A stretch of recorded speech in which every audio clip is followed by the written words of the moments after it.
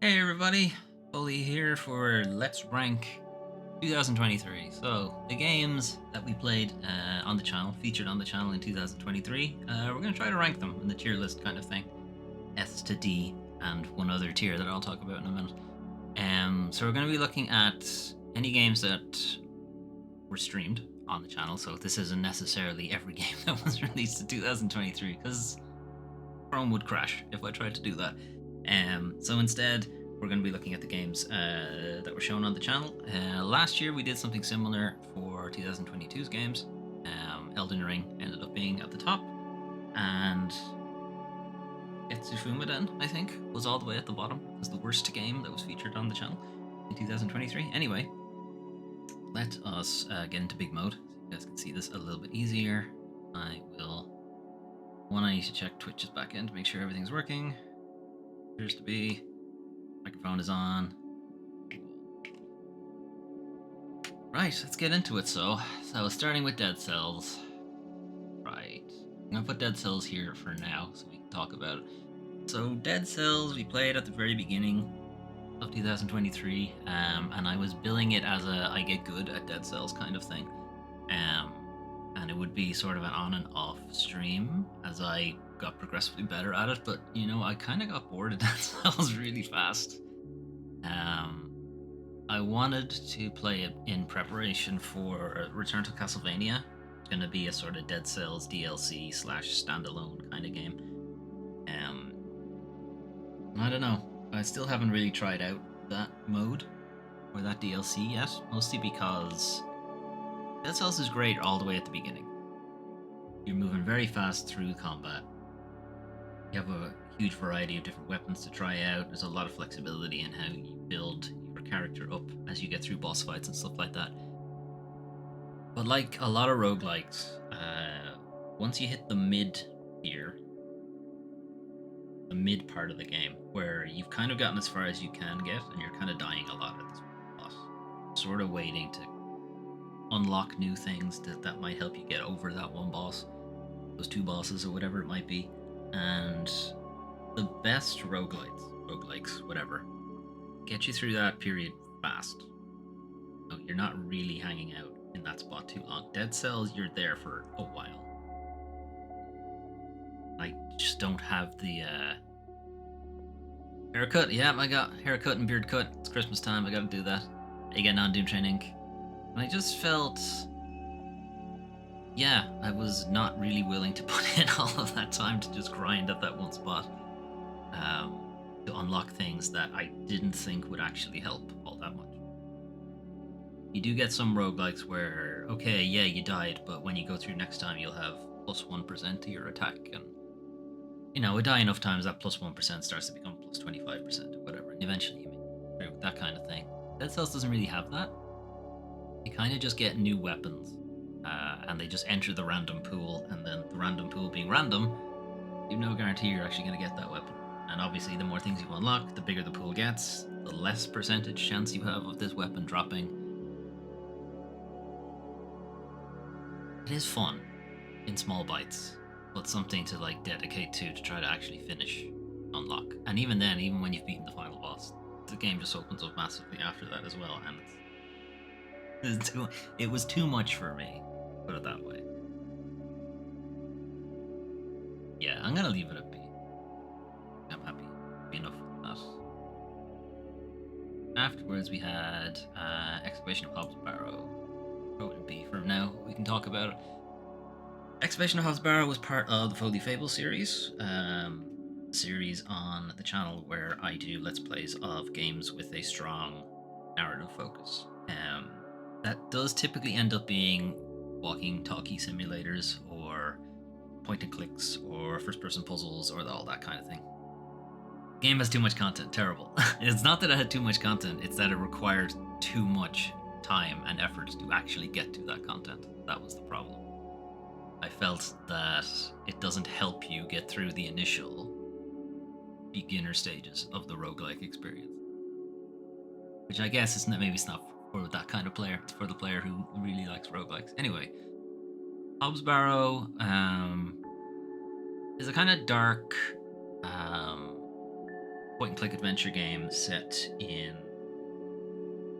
like industrial England. London is starting to become this big industrial powerhouse. Rural areas are kind of being left behind, and young people are leaving rural areas to go to the city to get jobs and so on. And that's kind of the period that we're in. We are playing an archaeologist who goes to Hobbs Barrow, having learned about this sort of mysterious supernatural thing going on there. We won't get it too far into the story, so you should watch the Let's Play for that. The puzzles were fine in the beginning, and the story is pretty engaging. When it got into its last tier, the story kind of went a bit nuts with the supernatural element, and then it was just rock hard puzzle after rock hard puzzle, it's just a weird switch, which I guess is kind of part of the story as well. Like, you've gone into supernatural land now, which means all the puzzles are incredibly hard. Cinematic walkie-talkie simulators, usually mystery detective themes. The anti-platformer, I guess so. There definitely aren't many action games that have ended up in the Foley Fable series, that's for sure. It's not that there aren't action-adventure type games that don't have a good story. There's loads. It's just the gameplay tends to be more of the focus of the game. Whereas the Foley Fables ones, the story and the gameplay are sort of the same. Not the same, but have the same priority. Maybe the story has a little bit more priority. You should just call them talkies. Sometimes you do some walking. Occasionally you do some walking. Unless you have something like, Red Dead or Assassin's Creed, where you press a button and you'll just keep up with the person you're walking with. You don't have to worry about it.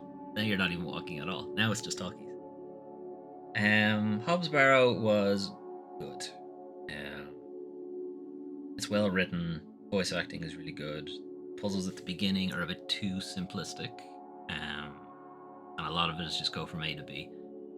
Later on, they do get to be a bit more cerebral, and you do actually have to think about things. And certainly the very last stretch of the game is... Well, I actually don't know what this puzzle even wants from me. And I mean, that's a difficult balance for any puzzle.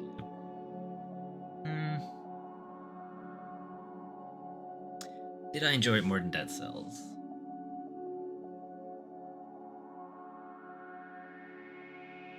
Alright. Breath of the Wild. Okay. Again, we'll just drop it in B while we're talking about it. So, Breath of the Wild was a big Let's Play at the beginning of the year.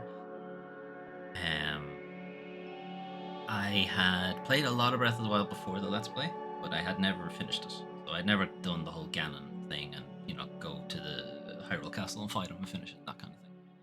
That was a fairly long ordeal of a Let's Play, and I had instituted my, fast travel allowed, which I think, it made, getting from point A to point B or whatever, and probably, hugely inflated the Let's Play, since I had to walk everywhere, effectively, or ride on the horse everywhere, what have you. I thought it was a good idea, because it meant that we were never really taken out of it. We were never really dropped into the menus and stuff like that. And we just came across things to explore, drop by a shrine or interesting looking areas and stuff like that. And we weren't just hopping from different locations. Now, I did that off stream. When I went to get some items or some secret things or some other shrines just to beef Link up and that kind of thing. Stream-wise, we didn't really do it. Well, my Tears of the Kingdom playthrough by playing too much Breath of the Wild? A little bit, to be honest, because I started playing Tears of the Kingdom. We'll talk about that when we get to it. I'm like, yeah, this is great, but holy shit, am I burnt out on Breath of the Wild? That was kind of an issue, alright. We will get to Tears of the Kingdom, a full LP at some point next year. Probably in the end of next year. Anyway, we'll talk about that when we get to Tears, because it did come out this year. Yeah, I mean, Breath of the Wild is a very good game, and it is obviously very high up on the Metacritics and what have you, so it's a good game. I really enjoyed the Let's Play. I don't really have too many bad things to say about it, other than what most people say, which is the climbing when it's raining bullshit, and the durability of your weapons they're a bit too flimsy. I don't have too much of a problem with the weapon durability, it's just that they're a bit too easily breakable.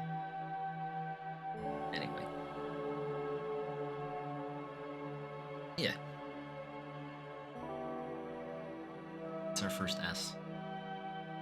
Alright, Evil West. Evil West had a really strong start. So, Evil West on channel featured as a Foley Plays Games a bit, which is a series where I take a game that looks interesting, I like the look of it, I want to play a little bit of it. Probably not going to do a full Let's Play. That's kind of the gist of those things.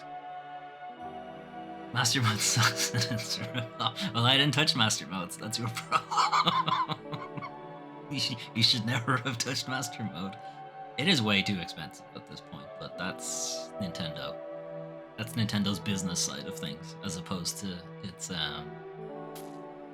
developer. Monolith Software didn't make the decision that Breath of the Wild had to still be €60 for 5 years after it was released.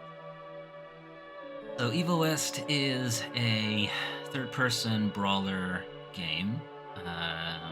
You play a cowboy fighting vampires. Wild West. Strong start already.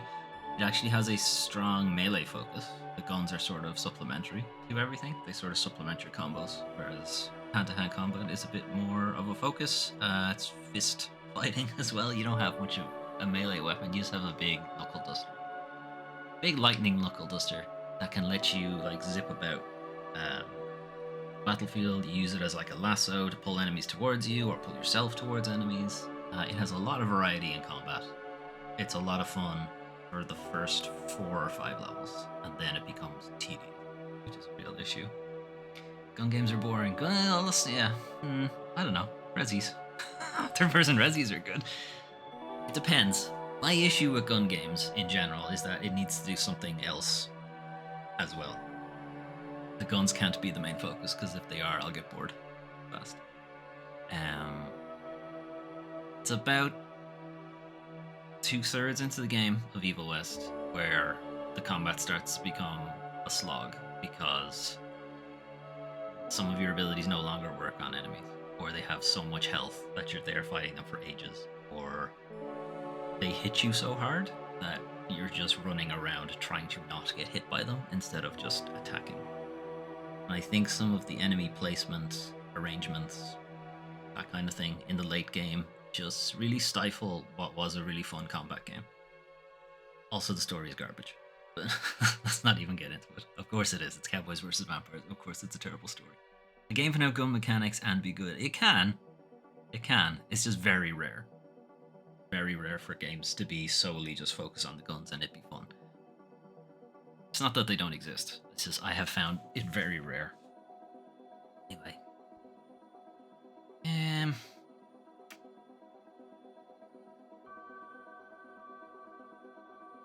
There. I think it's gonna drop down one, because I was honestly really just disappointed in it at the very end of it.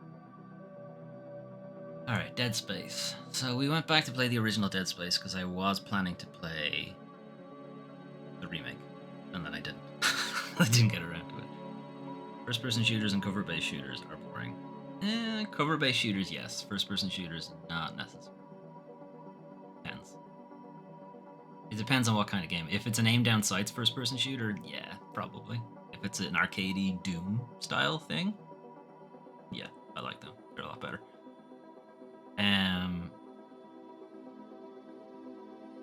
We will get to the Dead Space remake at some point. I just have to fit it into my schedule. The issue was we were doing Dead Space and then we did the Resident Evil series playthrough, and I was like, this is too much horror stuff. I don't want to become the horror channel, basically. So whenever we take a break in Resi, we might do Dead Space instead. Dead Space is an amazing game, still. Incredibly atmospheric, still not scary exactly, but the jump scares are done well. The feeling of just pressure from the necromorphs. Maybe not early in the game. Early game you feel a little bit too powerful, but certainly when you get to the mid game, late game, you are, running from enemies. You're hoping it's not a combat encounter because you don't have the resources to deal with, and that kind of thing. Knowing where the story was going already, because I had played it before, obviously sort of tempered the Let's Play a little bit, because I knew what was going to happen for the most part. And seeing some rooms and going, oh fuck, not this room, because I would have remembered from other playthroughs that, like, yeah, I hate this room. Okay, let's just get through this. Still, I had a lot of fun playing it. And I am really interested to to play the remake at some point. Is it S tier? Sure, it quite hits S tier. If it does, it's like over here on the end of S tier. And we'll put it up there and see if it gets pushed out of S tier. It gets pushed out of it. Okay, the Chant. Okay, so this was another Fully Plays Games a bit. I did like the look of it. It was a third-person, over-the-shoulder survival horror thing. It's set in a sort of holistic mindfulness retreat, neo-hippie kind of thing. You're playing a skeptic who goes there because one of their friends has invited them, and you have your own personal demons to get over. You're not over the death of your sister, very brutal death, that kind of thing. You go there in the hopes that maybe this shit will actually work.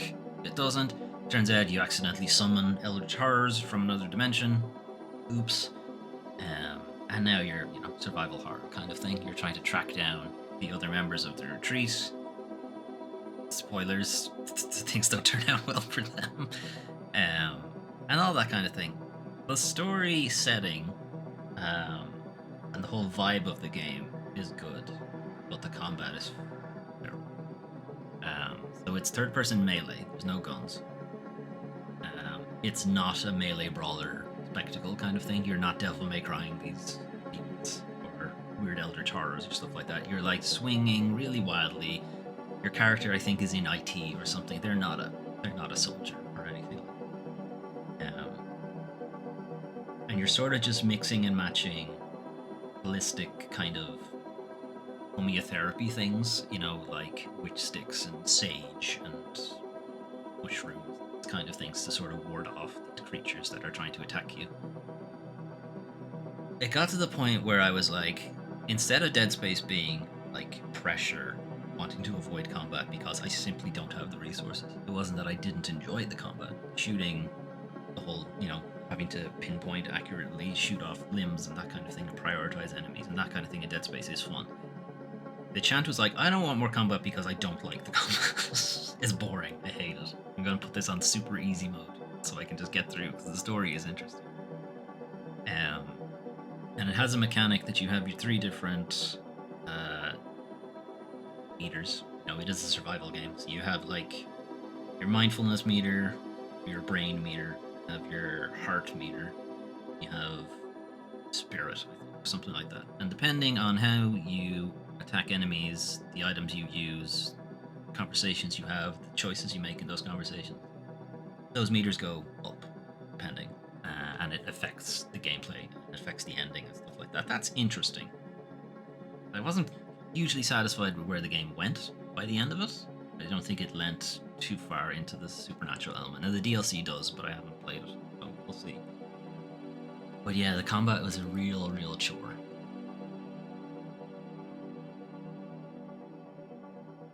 On the other hand, it was better than the evil ones.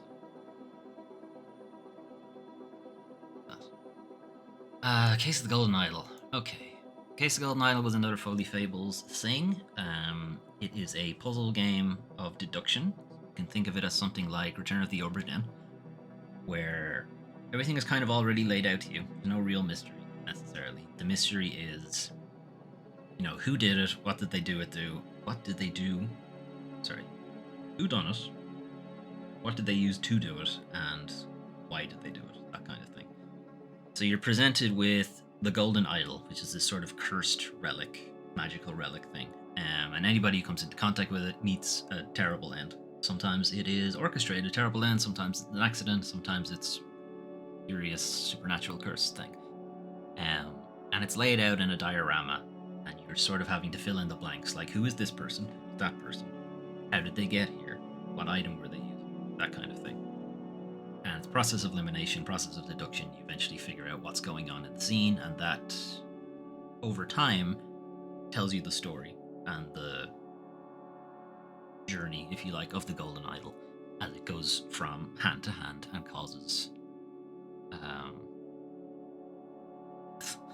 effectively. It's really good. My issue I have with it, and I have this issue with the vast majority of puzzle games I come across, is they take too long to get out of the tutorial. It takes too long to give you here's the gist of how the game works. And in this case, it's fill in the blank. Okay, here's the next level, which is basically the same thing, but we've given you another thing, fill in the blank thing to do, and so on. And it's a little too progressively harder. It really should have gone. Have you got the gist of it? Cool. Here's a hard version of it. Portal does this as well, but I think Portal has so many levels that it works. Whereas the Golden Idol doesn't. Doesn't work that way. There's another puzzle game we'll get to that's on this list that has the same issue. But overall, the actual puzzle mechanic is a lot of fun. And the story it's trying to tell is interesting, and the art is odd. Somewhat off-putting in some places, but I think it works really well for it. My only real issue was that it's too short.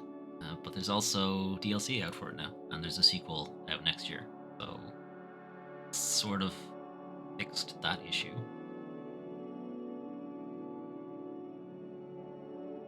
Up there. Alright, the Resi 2 remake. So, as I was saying with Dead Space, we were working our way through the Resident Evil series.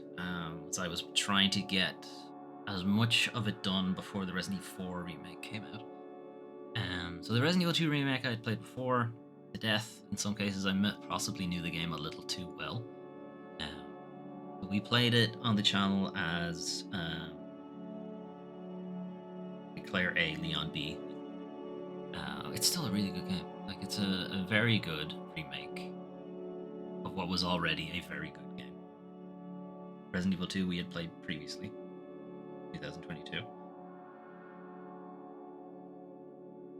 Like, it's a great transition to the over-the-shoulder mechanic that wasn't introduced into the series until Resident Evil 4. Obviously, Resi 2 was still a fixed camera angle game. Didn't play like that. While it had a lot of action, you never had to aim the gun. It was auto-aim and that kind of thing. It was kind of a weird in-between mode where it was still a survival horror puzzle-based game, but was working its way up to an action game. And then Resident Evil 4 just went, what are puzzles? Anyway, I still really like it. I would still play it right now.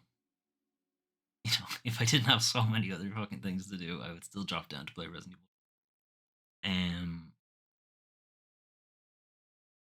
My only issue again was that it's too short.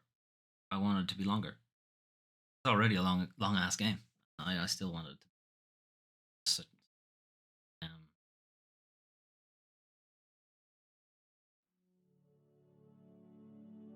Now, did I like it more than Zelda?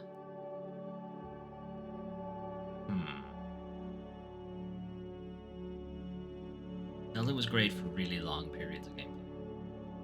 Do it on a weekend and you would just play it 5 hours, 6 hours or something. Resi, I probably couldn't do 6 hours of Resi. Mostly because you'd be finished before the 6 hours. I don't know, we'll come back to that. Alright, Forspoken, fuck. Right. Forspoken was massively disappointing, although I probably shouldn't have been disappointed by it. So this was another fully played games a bit. We only played I only played the first 2 hours of it on stream. We didn't actually make a whole lot of progress, so I came back to it and we did a second follow-up fully played games a bit, which I don't do very often. Mostly because I feel like I've got the gist of the game by then. But I didn't feel like I had gotten it from Forspoken. I have since finished and platinumed it, so I have thoroughly played the game at this point. And I can say that, yeah, it's not great. It's not a great game. Its strengths are its combat and its traversal. So you do get a great number of abilities and spells and different things you can do with those spells. They all have their own kind of flavor to them, based on the four mystical elements things: fire, earth, water, wind kind of thing. They all broadly have their own kind of specialty. Earth things are for like mid-range, and then it's also got a fair bit of defensive things to it. It makes shields, you can heal yourself with it, and that kind of thing. Fire is your close range melee devastation stuff. You have to be very close to enemies. has its own danger to it. Water is way more defensive, way more long range. And then wind is kind of just, I'm gonna fuck with the enemy a little bit. It's like debuffs and illusions, misdirection. And it has some really interesting crowd control things to it where attacks will chain different enemies. So it has a lot of that, and you can swap between these. Are you able to highlight or show the cover of which game you are talking about?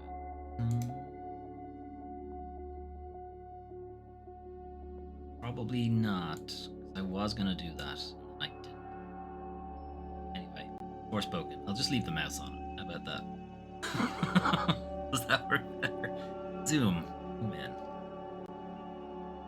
Alright, we're talking about Forspoken. I thought hover zoom would work for this, but it must not. Anyway. So that's the combat, and then the spells themselves also have traversal mechanics that go with it. So first one makes you just run fast. You can across flat plains very quickly.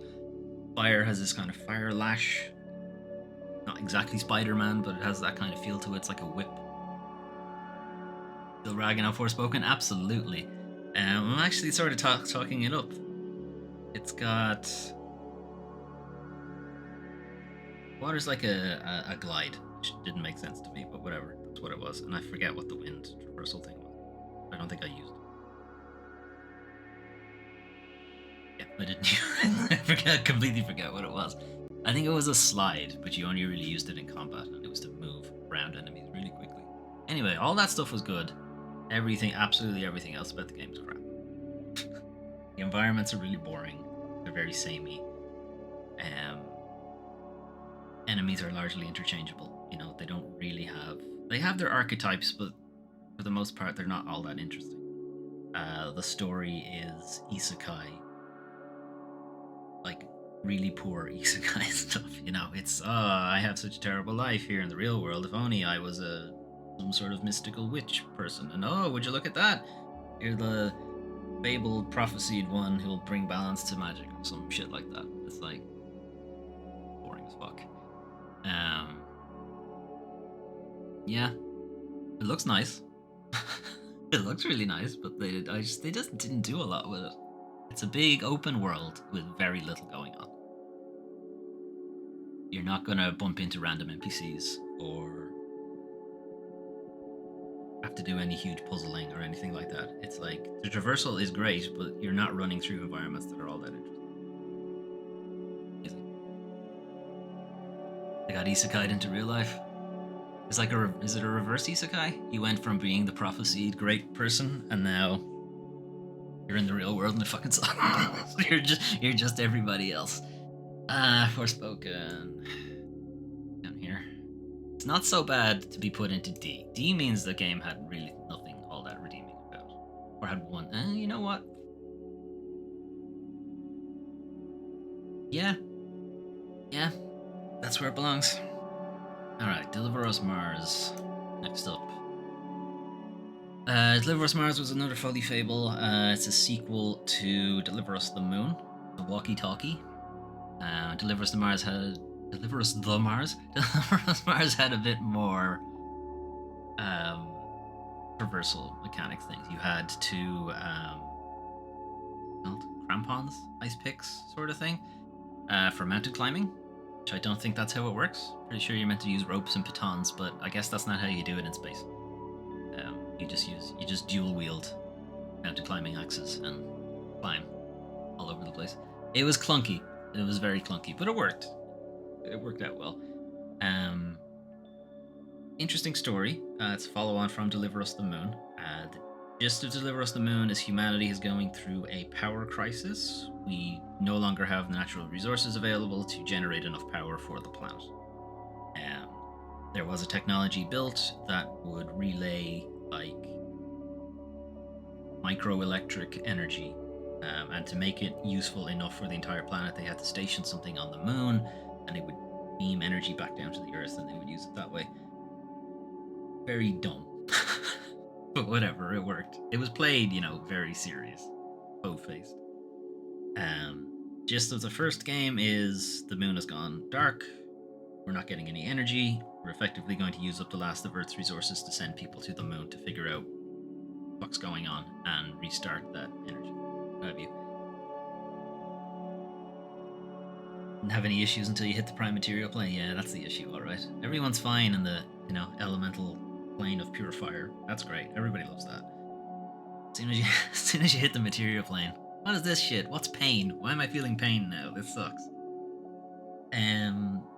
Anyway, delivers the moon. You find out at the end that wasn't some horrible, alien disaster or anything. It's just everybody there went, you know what? Earth's kind of fucked. So let's leave. Let's take our best and brightest and Earth's best technology and fuck off and strand everybody else there on a dead planet. Right? They went to Mars. Earth did not have the resources to send somebody to Mars, so following after them wasn't really something that could be done for a number of years. The verse Mars is several years later. Follow them and find out what's going on. The Liver's games were so dry. It was Mars. Very dry planet. Needed a vampire or something. Yeah, a space vampire will probably have livened it up. All right. It was a very serious kind of, just people. People being people, messy and selfish and heroic in some cases and that kind of thing. I think it was well written, even if the gist of the story wasn't great. I still think the individual writing, dialogue for the people was good. Voice acting was good. Character models were not. They cannot do faces. They can do, I suppose. The main character faces they can do. It's everybody else's face that looked awful. And hair. They can't do hair. You guys need to work on your hair. Go talk to Crystal Dynamics and get that Lara Croft hair. That's what you guys need to do. But yeah, it was well written, good story. It's better than Excavation.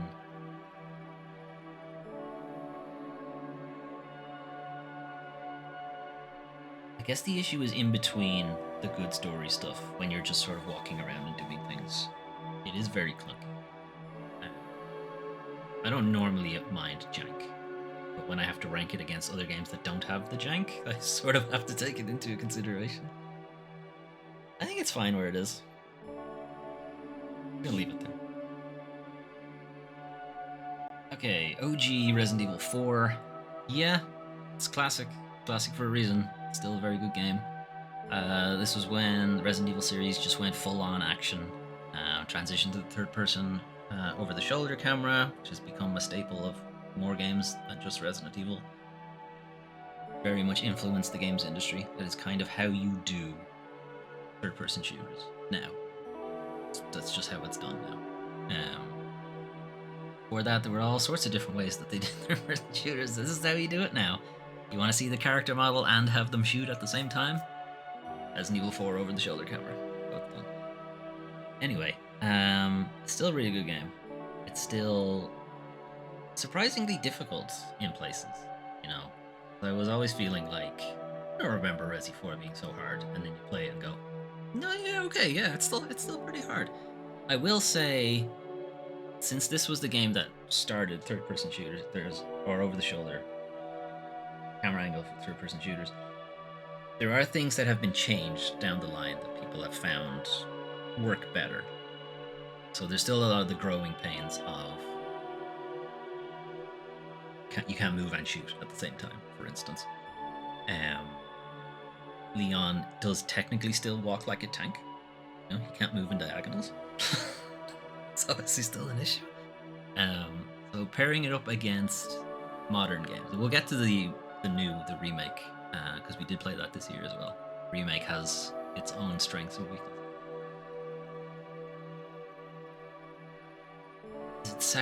Is it sacrilegious to do this?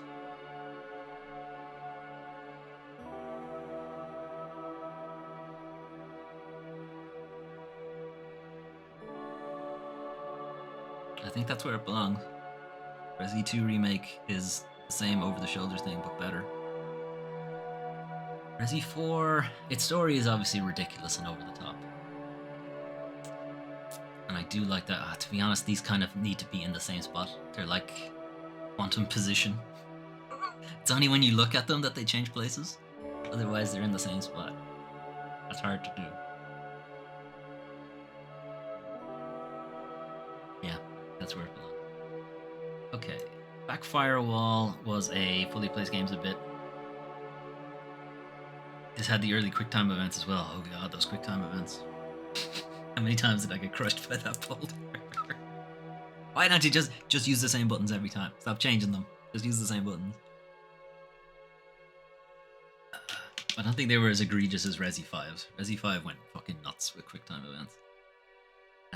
It also had the follow-up combo thing, melee attacks, you know?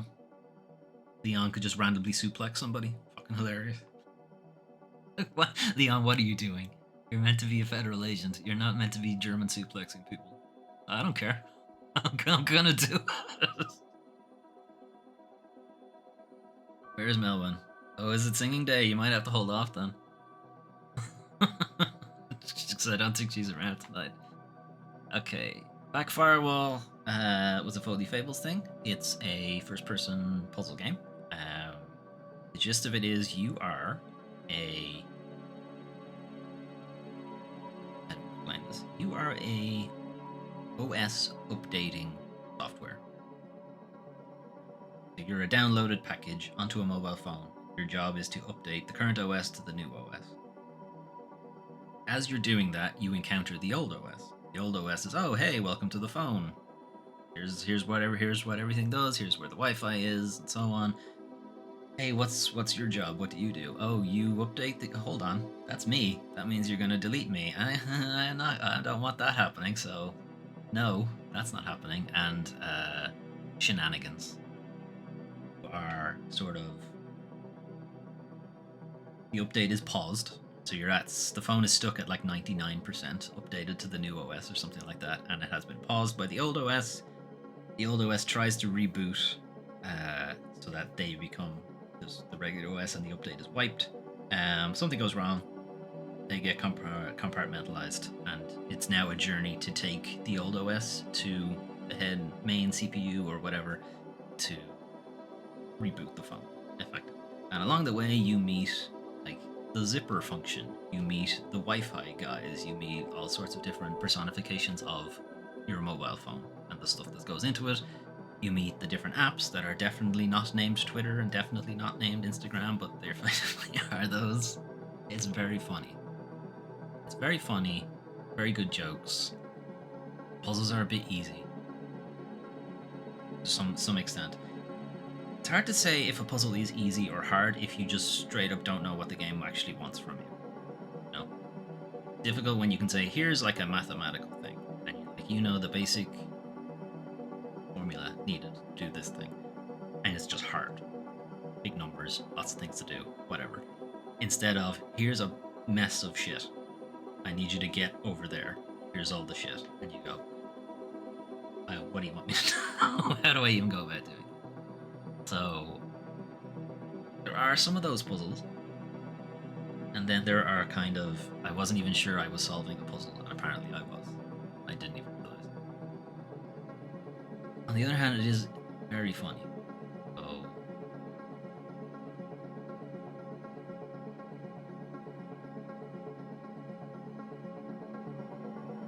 Wanted Dead. Oh boy. Okay, so Wanted Dead was fully played games a bit. It is very much a throwback to old PS2 games, where you would have, Super Soldier against a bunch of guys, very blocky environments, very PS2. Somebody has a sword and they have a gun, and you swap between them. Also, kind of harkening back to gameplay difficulty just being like fuck you hard. There's no element of you just need to learn a strategy, or you just need to take the right equipment with you, or whatever. This is just no, it's just hard. Fuck you. Not even get good. It's just no. Enemies will kill you in one hit. Don't get hit. Oh, okay, that's great. Yeah, it's too hard. That's way too hard for the kind of game it is. It's trying to be Ninja Gaiden. levels of difficulty. You know, so enemies can kill you very fast, but on the other hand, you can kill enemies very fast.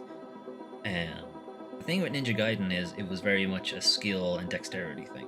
You know, you just needed to be able to react to enemies quickly and understand their movement patterns, understand what their attacks were, and so on. And you could eventually do it. It's not that the game wasn't hard. It was a very hard game. Wanted Dead isn't that. Wanted Dead is, yeah, I know what this enemy does, and I know I can dodge it, but when I dodge it, I get hit anyway. And now I'm stun locked. Like, this isn't about learning anything. This is just the game is not coded well, basically. Having said all of that, though, everything else about the game is great. Characters are really funny. It's extremely slapstick. It's extremely no more heroes, Lollipop Chainsaw kind of levels of comedy. There's a clip I think somewhere on the channel where I nearly die laughing at something. Also extremely short. The ending is like we ran out of time and we needed to ship the game. No, it doesn't feel like it ended. I just kind of just wish the gameplay had lived up to quality of the story, characters, what have you. The general just found family thing that they were going for. But yeah, the gameplay is just not there. Okay. Sherlock Holmes Chapter 1 was a Foley Fables thing, so mostly focused on its story. Yeah, it's a very middling game. The main plot and the main case are good, and if all you did playing the game was do that, probably find the game was pretty good. Everything else around it is not. Side cases are hit and miss. Some of them are good, some of them are really bad and boring. And the game itself has a big map that is largely superfluous. Like, you don't need it. This could easily have just been distinct levels. Could have just been, you are doing this chapter now, and that you're stuck in this, like, 2 or 3 blocks of a city, and that's fine. That would have worked perfectly fine. We did not need a huge map that had largely nothing in it. And again, there's a bunch of collectibles and shit like that that I don't think I did on the stream, but that was also extremely boring. I'm glad I didn't do it on the stream. The actual gameplay, solving the case, figuring out who to talk to, deduction from these various things, it's a little bit by the numbers. You're a little bit led by the nose to conclusions. And there's largely really only ever one outcome from the case. Like, you can't misinterpret something like a detective might. There's an answer. The game won't let you progress until you have the answer that it wants. It won't let you just misinterpret something and keep going. I think is missing in a lot of detective games. This isn't necessarily a slight against Sherlock Holmes. That's practically every detective game does that. The only one I can't think of is maybe Paradise Killer. Kind of just let you go. Just gave you facts, and it was up to you to figure out what was actually going on. Most detective games are, no, you didn't do that right. Go back. Go back and rethink the whole thing. On the other hand, good voice acting, decently well written. Sherlock Holmes characterization. This is like largely like proto Sherlock, so he hasn't quite hit stride as the world's greatest detective. Yeah.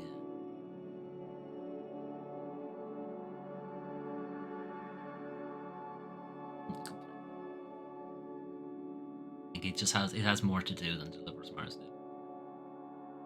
No, it has more gameplay, effectively. Deliver Mars. Okay, Scars Above. Right, Scars Above is a third-person shooter thing. It's set in 2050 or something like that. The Earth encounters this strange alien-like structure that's orbiting the planet. Has suddenly decided to appear. They send up a ship to check in on it and see, what's the deal, probing, scanning, all of that stuff. Something goes wrong, and we end up in this kind of interdimensional planetary thing. Stranded. We are sort of cobbling together different technology that we've managed to find and turning it into a gun. It's not meant to be a gun. It's not meant to be used as a gun, but we're going to use it as a gun. And for an item that's not meant to be used as a gun, it works really well as a gun. It's a bit strange. Anyway, and then the idea is you're trying to find your missing shipmates, figure out what's going on, and maybe get back to Earth and stop whatever alien apocalypse is about to happen. Hey, Automaka, is Breath of the Wild up the top? That wasn't this year. Yeah, I'm aware of that. These are the games that I played this year and featured on the channel this year. We did a full Let's Play of Breath of the Wild, so that's why that's up there. It might be supplanted in a minute. We'll get to it. Yeah, Scars Above was a very straightforward and kind of boring. It did have some elements of you like swapping out different ammo, different attachments and modifications for your gun to turn it into a different type of gun. You'd make a grenade launcher, you'd make a shotgun, you'd make a Uzi type thing. But again, enemies are kind of either extremely easy or huge bullet sponges. There's no in between. There's no sort of, hey, this guy's like nimble and I need to stay on my toes and avoid getting hit, but also take pot shots. It's not. It's either I can take one shot at this enemy and it does not matter what gun I use, they will die, or I'm going to use all of my ammo to kill this one thing, basically, and I will now need to run back to the checkpoint to get more ammo. Like, there was really no in between with. I think it kind of wanted to be a Metroidvania, like a third-person Metroidvania type thing, but it just wasn't interesting enough to hold the concept. I did end up finishing it, but actually I ended up platinuming. Because I was like, I think this will be an easy platinum, and I'm just gonna do it. But yeah, it just isn't. Nothing really stood out about it. Pretty disappointing. On the other hand, it was completely serviceable. There's nothing so bad on it, as opposed to Forspoken, that had really good parts and then extremely bad parts. And Wanted Dead was almost entirely bad. I think it's fine where it is.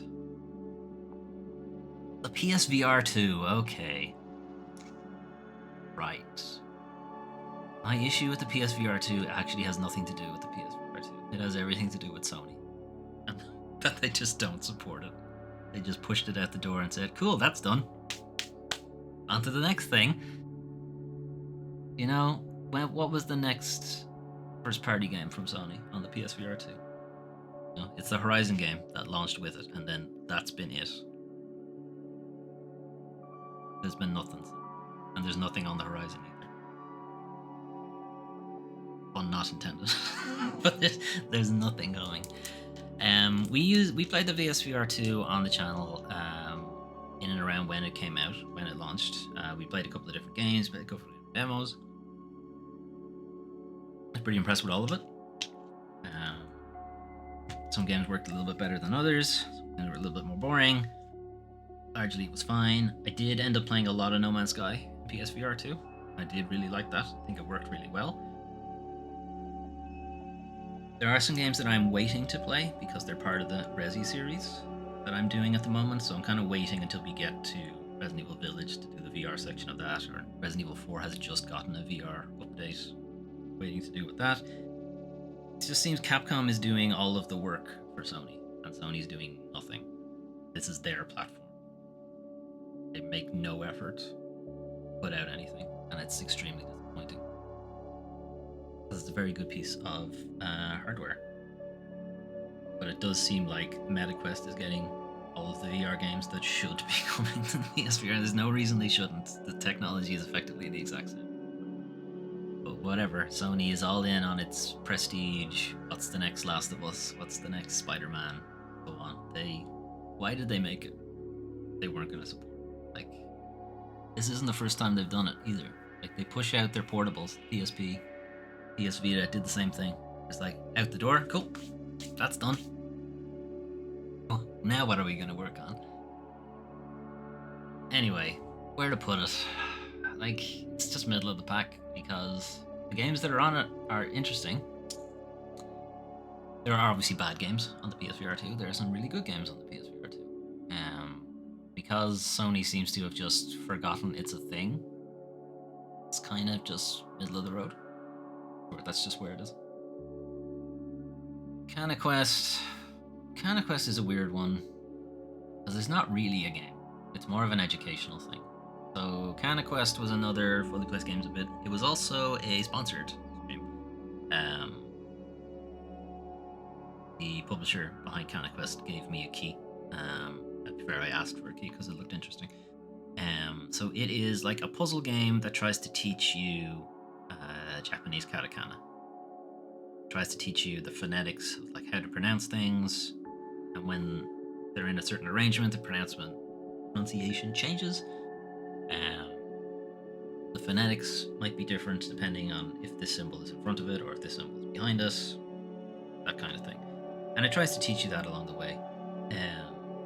I guess the issue would be I don't remember anything about it, so it maybe didn't do a good job for me. Sony make games? Yeah, apparently. Sometimes, when they're arsed, I guess. In a while. Well, Spider-Man 2 was this year, I guess. But otherwise, their next first-party game, I don't even know what it is.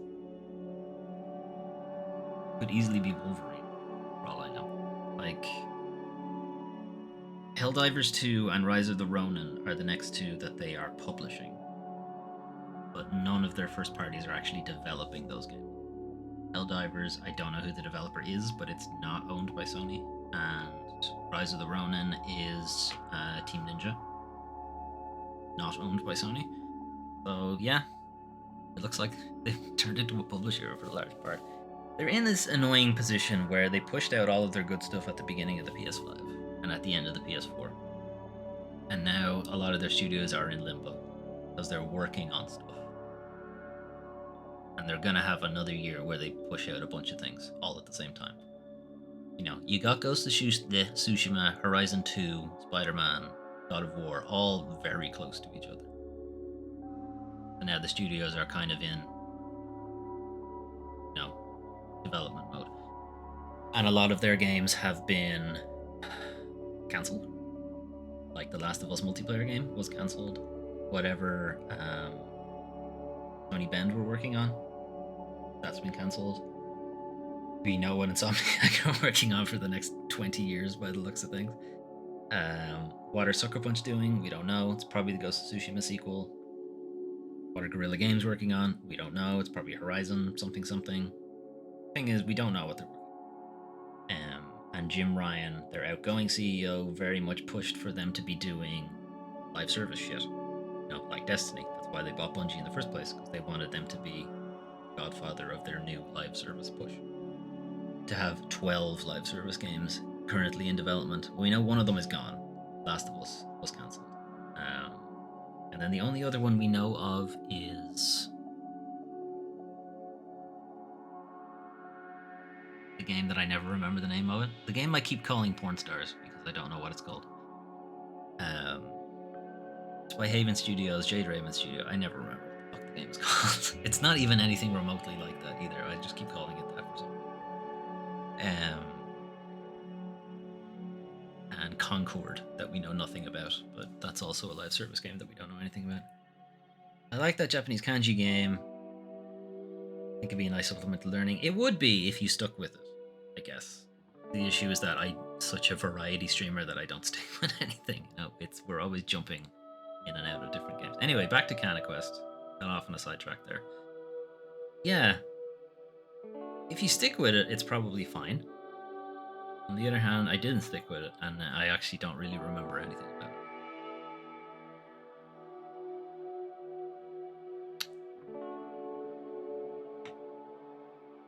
I think it goes here. There was nothing wrong with it.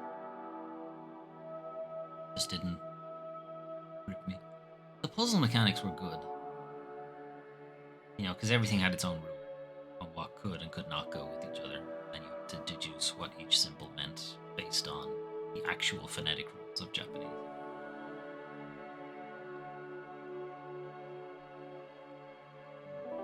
Yeah, back up there. Fine. Alright. The Resi 4 remake. Right. Resi 4 remake is very good. Very good. It's a very good adaptation of the original game. Fixes a lot of issues that I had with the original game, which way you can move and shoot. There's one. There's being able to dodge, being able to block, that kind of thing. You know, the knife parry stuff is amazing. They put parrying in Resident Evil. It's like, what? It's amazing. Obviously, it looks really good. It's a Resident Evil engine. Anything that's been developed in that engine looks incredible. That's photogrammetry for you. Works wonders. Go out and take pictures of things and just use the pictures as textures. Who would have thought? Amazing. Anyway, one downside, maybe two downsides for it. It's a bit long. It's a bit too long, maybe. I feel like it goes on a little bit too long. And the original Resident Evil 4 is long as well, but this feels longer. Maybe it is, maybe it isn't. And the other issue I had with it is it's maybe a bit too hard on default. I don't think I felt as stressed on stream with a game. And we did a full Let's Play of Elden Ring, and I don't think I felt as stressed as I did playing the Resi 4 remake. Now, I might have a better time with it if it was off stream, because I could have taken breaks and so on. But yeah, I really enjoyed it, and I am dying to do the VR playthrough of it, and the Separate Ways DLC, the Ada Wong stuff.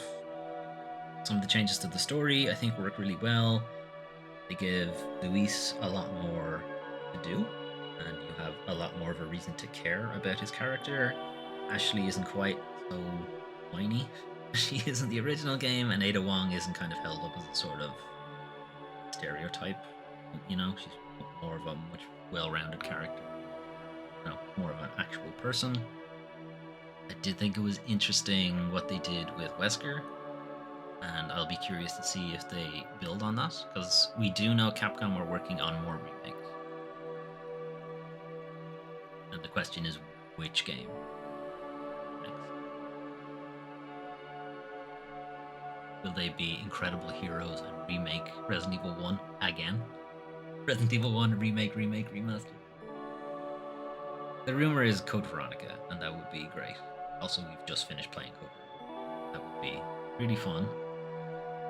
And I hope it is Code Veronica. But on the other hand, if it's one of their spin-offs, as the Outbreak, something like that, I think that would make a good remake as well. Anyway, going back to Resident Evil 4 Remake, where does it belong?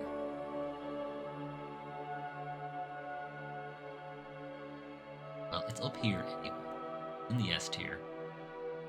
Better than Dead Space Originals, better than its own original game. Resident Evil 2. Is it better than Breath of the Wild?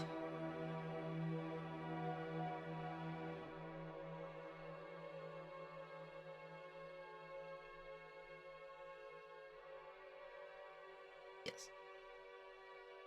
Yes, it is. Okay. Moving on. Okay. Storyteller. Storyteller was initially going to be fully plays games a bit. I'm gonna play it for like 2 hours or something. But the game is so short that it ended up being a full Let's Play.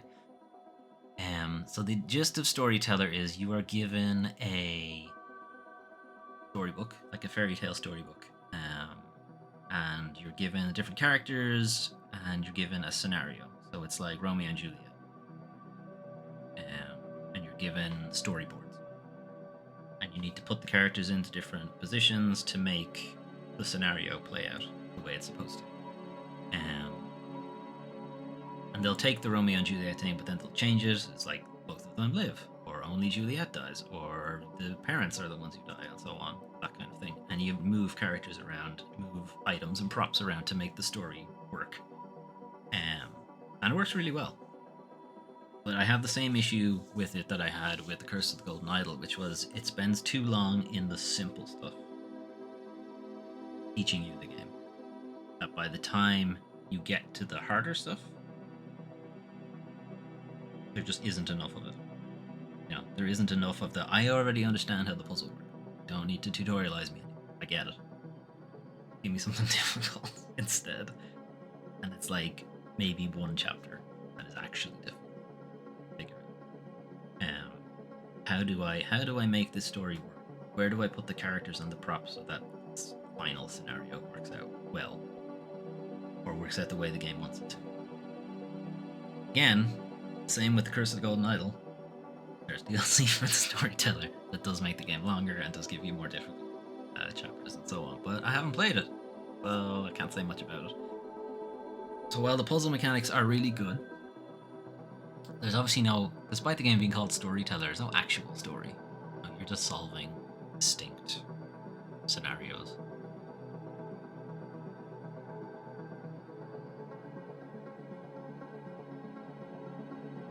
It goes.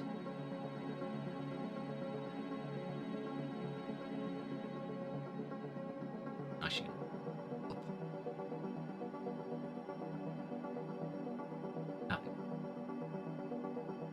okay, Season of Letters to the Future was Fully Plays Games a bit. Season is like a scrapbooking, cataloging kind of game. You are playing somebody coming of age. You're going out into the world. The world itself is on a downturn. It's like waiting for the next age to begin. Like that. You know that population is dwindling, environmental issues, there's been like political upheaval, like a whole new age of humanity about to begin. And we're at the very final 8 days, we'll say, of whatever this particular culture is right now. And your job in Season is to basically just catalog it. Go talk to people, take pictures, take recordings, musings, that kind of thing. You go to different areas, you talk to different people, inspect different items, and add them to your scrapbook. And very free form what exactly it is you want to put in your scrapbook. It felt very pretentious, to be honest, the game, on what, it was almost like it was trying to teach you a morality lesson. Instead of letting you just come to the idea yourself from playing the game, or tell rather than show, I guess is the way to talk about it.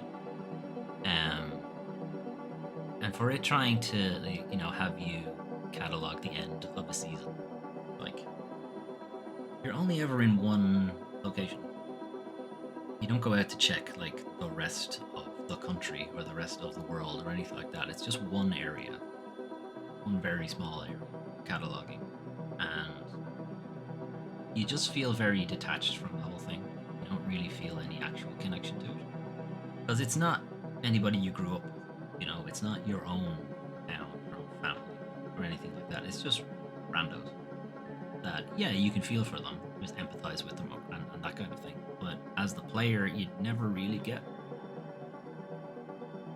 care. What's going on? Hey, Luchek, how you getting on? Yeah, I don't know. I wasn't massively interested in it, even if I did end up platinum on. Down there. Okay. Have a Nice Death. Have a Nice Death is a roguelike. I believe it was in early access for a good while and launched properly, release 1.0 this year. Again, it was another Fully Plays Games a bit thing. You play the Grim Reaper. Over time, you have gotten a lot more efficient in your reaping. You started employing people to do some of it as well because you can't keep up with it anymore, or you need a break, and you eventually build up this whole company called like Grim Inc. Or Death Inc. or something. You're the CEO. You don't actually go out and do reaping of souls anymore. It's kind of left to your underlings to do it, and you're just bored doing paperwork for the most part. And as you decide, I'm sick of the paperwork, I want to actually go out and do some reaping myself. You go down into the company and you find it's actually fairly dysfunctional. And a lot of your underlings, who at the beginning were great at helping you out, have kind of let the power go to their head, maybe a little bit, and they're starting to kill people who don't need to be killed. It's not their time or what have you.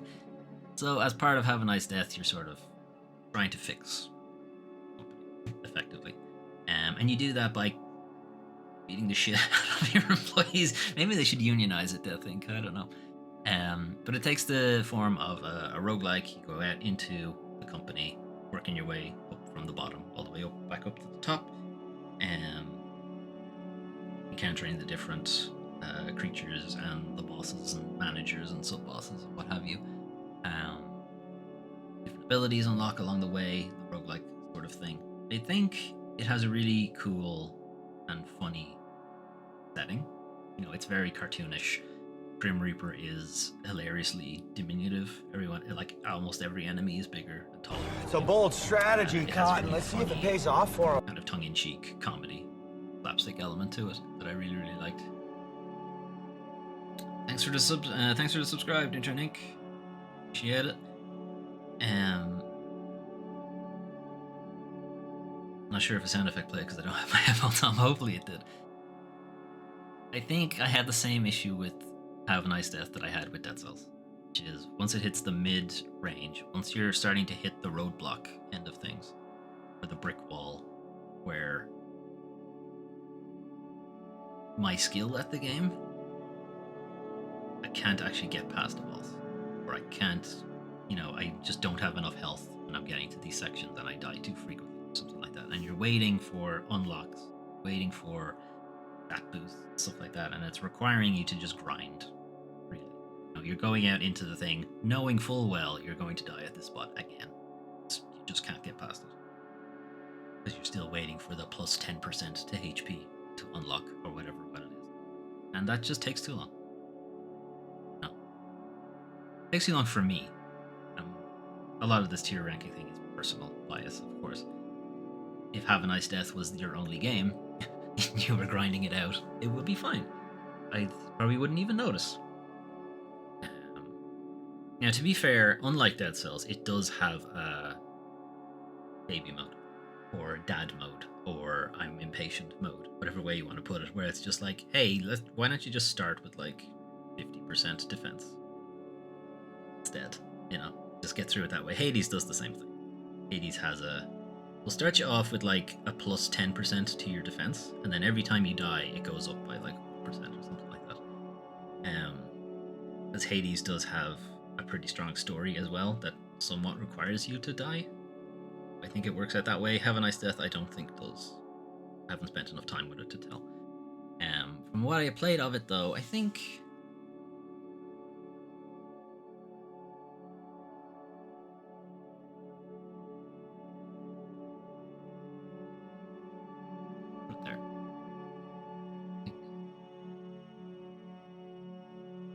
God for baby mode and dad mode, or I am a fully employed adult who has a job 9 to 5 and I do not have time to spend here grinding at fucking everything.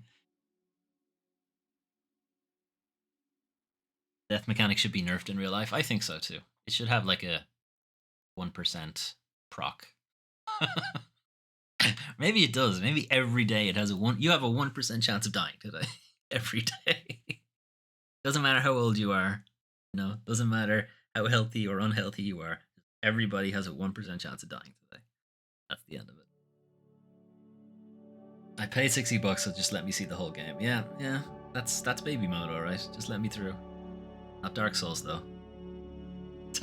Oh, you paid money for this? You absolute fool. Let me have you completely rethink everything about yourself.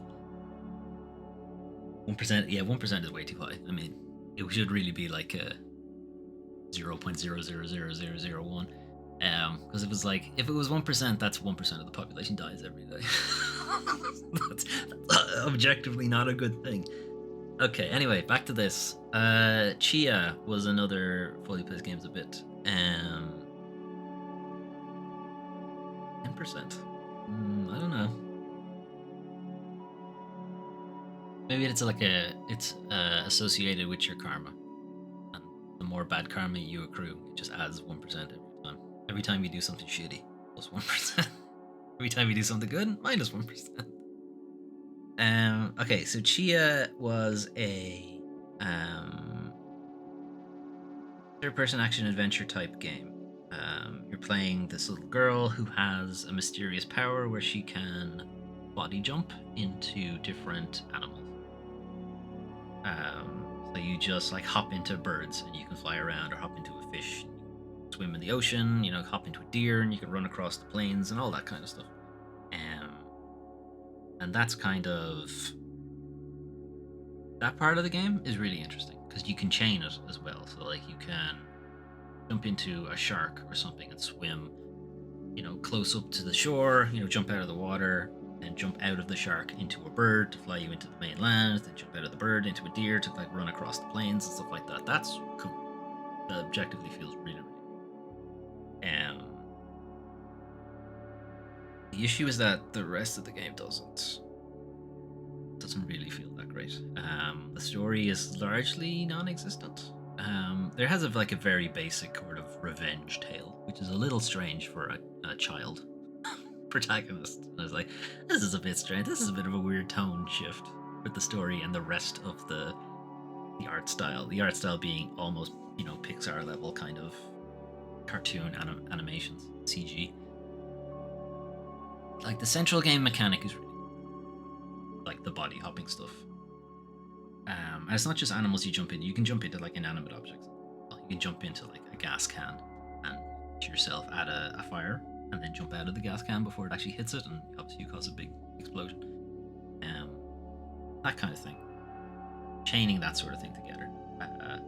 Once you've jumped out of the gas can, you can then jump into a bird to fly off to a different location and like dive bomb again a bunch of enemies and take them down. That sort of stuff is good. Kind of when the game requires you to do something, it sort of falls apart. Exploration is also, again, enjoyable because you're jumping into the different animals. They all have their own kind of different thing. But the environments themselves, even though they look really nice, they're quite pretty, and it's meant to be based on New Caledonia, a country I was not aware of. It's like new country just dropped. Because I just didn't know. Completely ignorant about it. But looking at their tourist stuff, it looks really nice. And I think the game does a pretty good job of, like,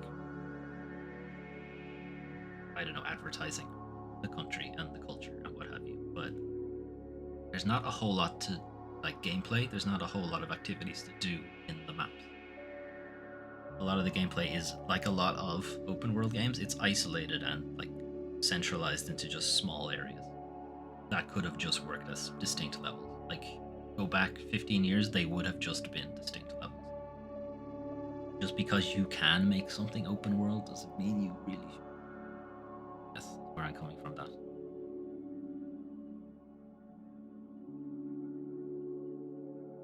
So where do you go?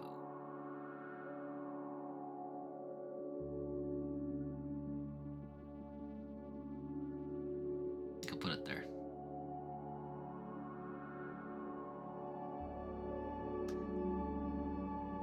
Alright, 9 Years of Shadows. 9 Years of Shadows was going to be fully plays games a bit. You're just going to play it for a couple of hours. It's a really colourful Castlevania type game. And I was enjoying it so much that I went, we're gonna make a full Let's Play out of it. And that was a huge mistake. Because the later parts of the games are frustratingly difficult bosses near the end. Particularly the final boss, pain in the ass. I was this close to just cancelling the whole Let's Play. And some of the secret bosses, much the same. Because of course I was going to 100% it. Once someone told me there's a secret boss, well, we're fighting that guy, obviously. Anyway, early game was a lot of fun. You are this person who's gone into a Castlevania style thing. For whatever reason, life and color and joy and whatever has been leached from the world, and seemingly it's all been concentrated in this castle. And you're there to find out why, and maybe restore it to the rest of the world. And you do that by killing the castle, of course. You have kind of different upgrades where your character can get different armor sets. Start off with kind of your default armor, which is sort of lightning based. You get like fire armor, like short dashes and stuff like that. You can get water armor that lets you swim. You get earth armor that lets you kind of move like a snake and stuff like that. And they all have their own different elements. Enemies are weak to certain elements, they're strong against other elements, so you need to swap up armors and that kind of thing. That's good.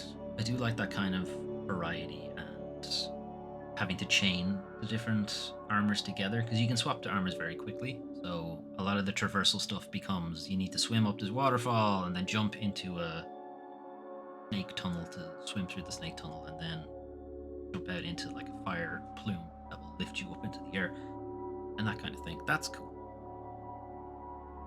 The combat is a bit too old school Castlevania. There's not enough to it. There's not enough different combos. The armor sets don't come with different weapons. It's still the same weapon, still the same combo types. It's just the element that changes. So you never really feel like I'm swapping to a new weapon or anything. You're very much swapping to just a different armor, which I think is a bit of a misstep and something that they maybe should have added, because I think it would have given you a better reason to not just persevere with what is probably a weaker armor, but you're just not arsed changing or something like that. Particularly for bosses, I think sometimes swapping armors, while it's quick, you can definitely make mistakes. It's all just how many button presses, how many times you press the shoulder buttons. Swap to, you just sort of page through the armors, and you're like, I want to get to the fire armor as fast as I can. And you press too many times and you open a different one, and now you're weak to whatever the boss's attack is, and now you're dead. That definitely didn't happen multiple times. Anyway. Yeah, it's really strong in the beginning, and really just sort of peters out at the end. I think it just becomes a bit of a slog.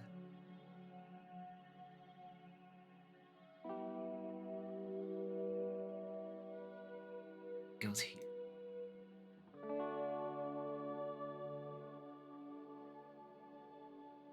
Have a nice death. Right. What's after that? Immortality. Okay. Immortality was the latest thing from Sam Barlow, the guy who makes Her Story, Telling Lies, the writer for one of the Silent Hills. So he does good writing stuff. Immortality is a live-action puzzle game. And if you've played 2 previous games in, not necessarily the series, but in a similar genre, similar type of thing that Sam Barlow's been doing, it's essentially a found footage archive. Her Story was meant to be like a police interview archive that has the worst search engine on the planet. For puzzle reasons, it has a terrible search engine.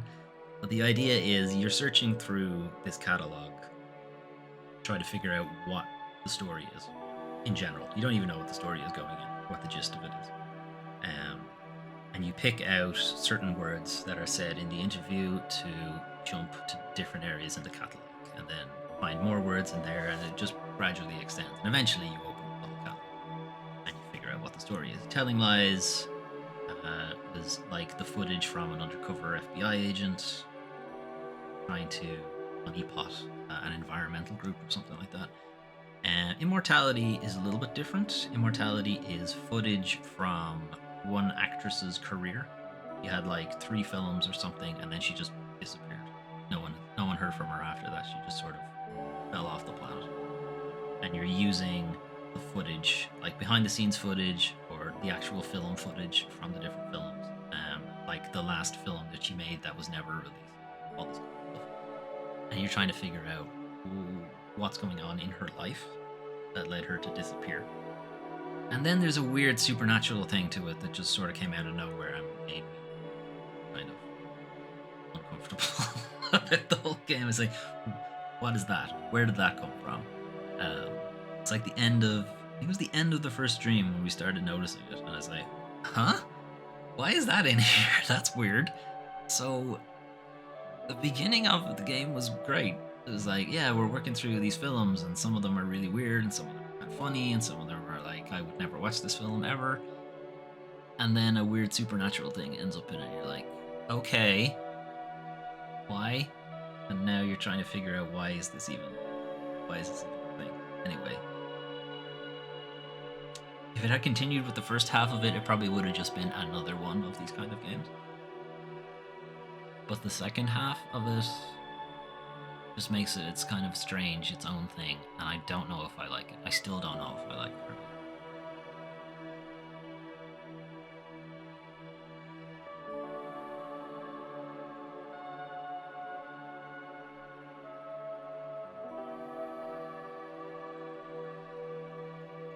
That's else feels. Okay. The Quarry. I fucking hated the Quarry. Hang on, put you back up here while we talk about it. Alright, the Quarry is another Supermassive Games, choose your own adventure kind of thing. It was an attempt for them to recapture Until Dawn. They really just haven't made a better game since. It must be really hard when your very first game is your best game, you know? And you're always trying to recapture the glory days. Anyway, the idea with the Quarry was it was going to be a Google Stadia exclusive. So it had to be able to work on browser, console, mobile phones, a bunch of different devices that all have very different input abilities. So that meant the game had to be very simple. And it is very simple. It's just chaining together cutscenes largely around, and you can interact with things, but the interactions are pretty basic. It's very QuickTime heavy in the same way Heavy Rain was very QuickTime heavy, but there isn't a huge amount of variety to the QuickTimes. Like, you're very rarely going to fail them unless you deliberately. Sometimes you will deliberately fail them just because you hate the characters so much. There are no redeeming characters in the Quarry. I mean, Until Dawn started out with them all being kind of shitty teens, but like eventually, you get a bit of empathy to go through difficult situations, and their real character shines through, and they're not, pretending to be jock or whatever kind of thing. Whereas the Quarry never really happens. They're all still shitty, even by the end of the game. They're maybe not as shitty, but they still are. So we played this. Myself and Melvin played this through in co-op. I kind of feel like she had the same opinion. Like, kind of just wanted to actually deliberately fail to just get these people killed. Didn't like them that much.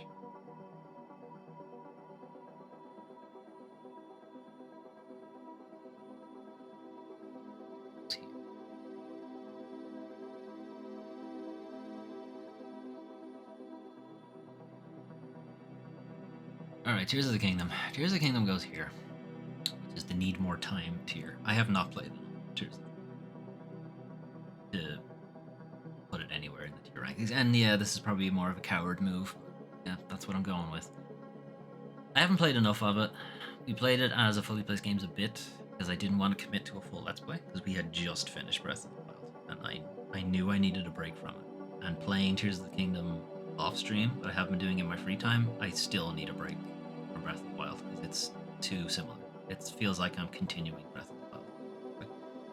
And that Let's Play had hit at least 20 parts, I think, by then. And I had been playing a lot of it off stream to just do supplemental stuff that I didn't want to do on stream.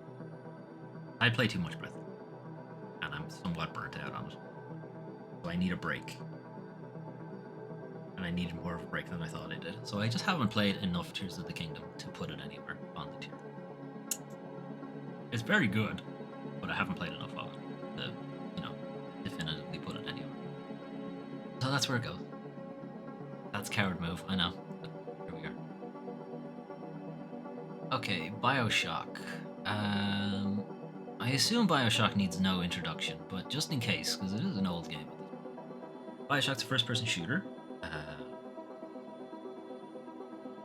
First-person immersive sim is maybe a bit closer, although I somewhat take issue with that description, but I know other people would describe it as an immersive sim. You are a person who is in a airplane accident. You are crash into the Atlantic Ocean, and in your attempt to get to safety, you come across this lighthouse that's just randomly out in the middle of the ocean. Maybe there's somebody you can go there to get help. You go in, and you're taken down to this underwater city, and shenanigans transpire. A lot of first-person shooter mechanics do come from Bioshock, and Bioshock does take a lot of inspiration from older immersive sims like Deus Ex, System Shock, that kind of thing. At the time, it was getting rave reviews, very critically well reviewed. I think now it probably wouldn't if people went back to play it, because we did go back to do a full let's play of it, and it's basic. You know, you're comparing it against things like Dishonored now, Prey, like that, because they're kind of in the same wheelhouse. You kind of just feel like, why did we ever think this was like the next wave of video games starts now with Bioshock? Like, it's okay. You know? There's some stuff that it did, and for the time when it did it, it was innovative. And now, not. For obvious reasons. Like, it's had a dramatic impact. But going back to it now, it doesn't feel the same, whereas Resident Evil 4 did. So we went back to the original, it was like, yep, this feels just as good as it always did. And it has the same problems that it always did. Whereas Bioshock almost feels... maybe it's a victim of its own hype, or a victim of its own legacy, possibly. It didn't have the same impact. You know? I just didn't feel it. Anyway. I'll get slated for this, probably. But it's going here.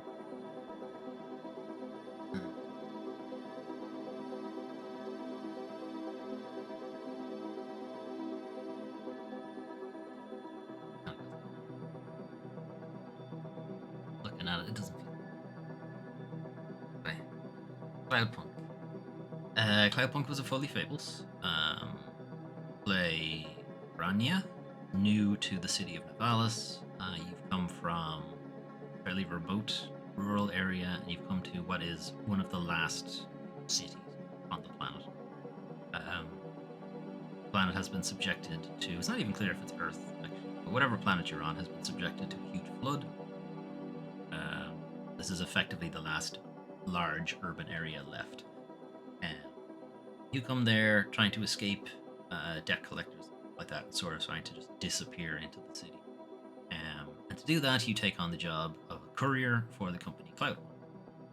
Cloudpunk is questionably legal. While they do ship a lot of things, some of the things they ship black market stuff as well. So sometimes you're doing legitimate jobs, sometimes you're doing not so legitimate jobs, and you get embroiled in the stories of different people. And at the beginning, it's kind of a slice of life thing where you're just going about your job, and sometimes the job is fine, and sometimes it's weird, quirky, you know. And then later on, a lot of the plot threads sort of start to come together, and you realize the city itself is maybe on its last legs. Software AI that's meant to be taking care of maintenance and that kind of thing, gradually decaying, and there's nothing to replace it. And it seems people just aren't aware. You seem to be, because you're touching more people's lives and you're aware of a lot more different things, like being a courier for lots of different strata in the city. I think it does largely deliver the story it's trying to deliver, but some of the writing is a bit off. Some of the characters are a little too over the top, some of them are a bit too understated. It's hard to get a kind of tone for the whole game. Gameplay is pretty basic. You're just driving from point A to point B for the most part. You're in a hover vehicle, so there is elevation to take into account as well, but it doesn't handle in a fun way or an enjoyable way. No. I do, however, like its art direction. It goes for a voxel art direction, but like a pixel art voxel direction. So everything is made out of tiny cubes. From a distance, it looks incredible. You get closer in, it starts to look a bit more Minecrafty, but I think it kind of works. what they were going for. I think they achieve it. The people don't look great, but the environments and the buildings do. I think it works out really well. You do get a good sense of scale for the whole thing. It feels like a massive city, even though it probably, but it feels like it is. I really like Cloudpunk, but it does have a lot of downsides and doesn't have a massive amount of gameplay. And it's only really the main story that has good writing. Almost like the side stories are almost written by other people. Yeah, where to put Cloudpunk?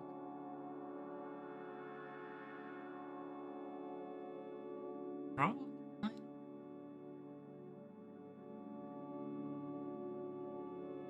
Yeah, there. No, just not going to talk about Straight Light. Okay, fine. I'll talk about Straight Light. Straight Light is a Ikaruga style melee game. So Ikaruga being the color swapping, color matching kind of thing. So you swap between orange and blue. If you're the same color as something, you don't take any damage. If you're the opposite color as something, you do more damage. That kind of thing. So you're constantly swapping between colors. Because the enemies will also do that.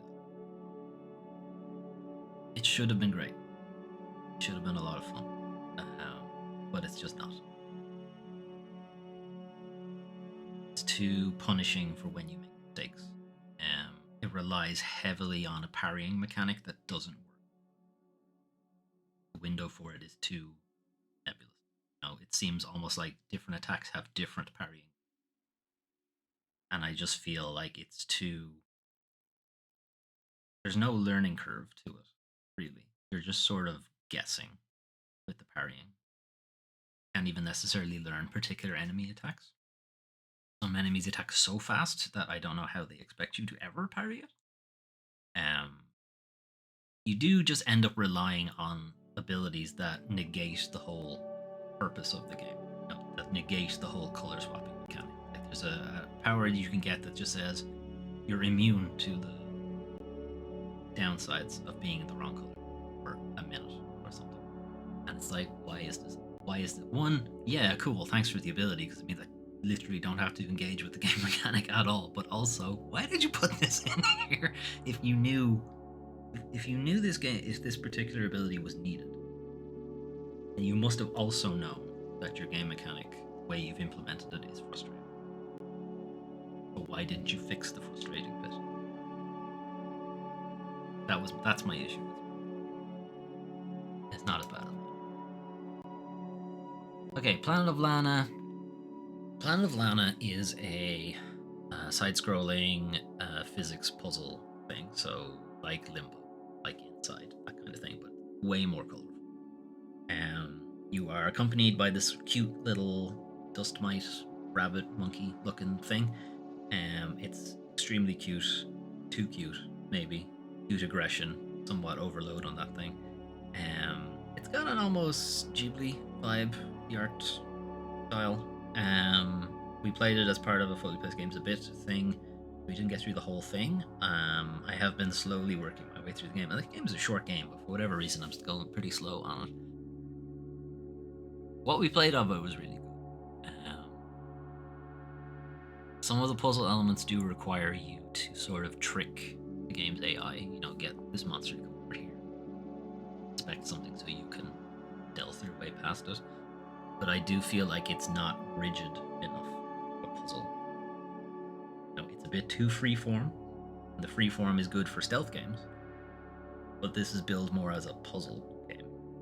And for a puzzle game, that kind of thing needs to be quite rigid. You need to know for definite that the AI is otherwise engaged, so you can get past it.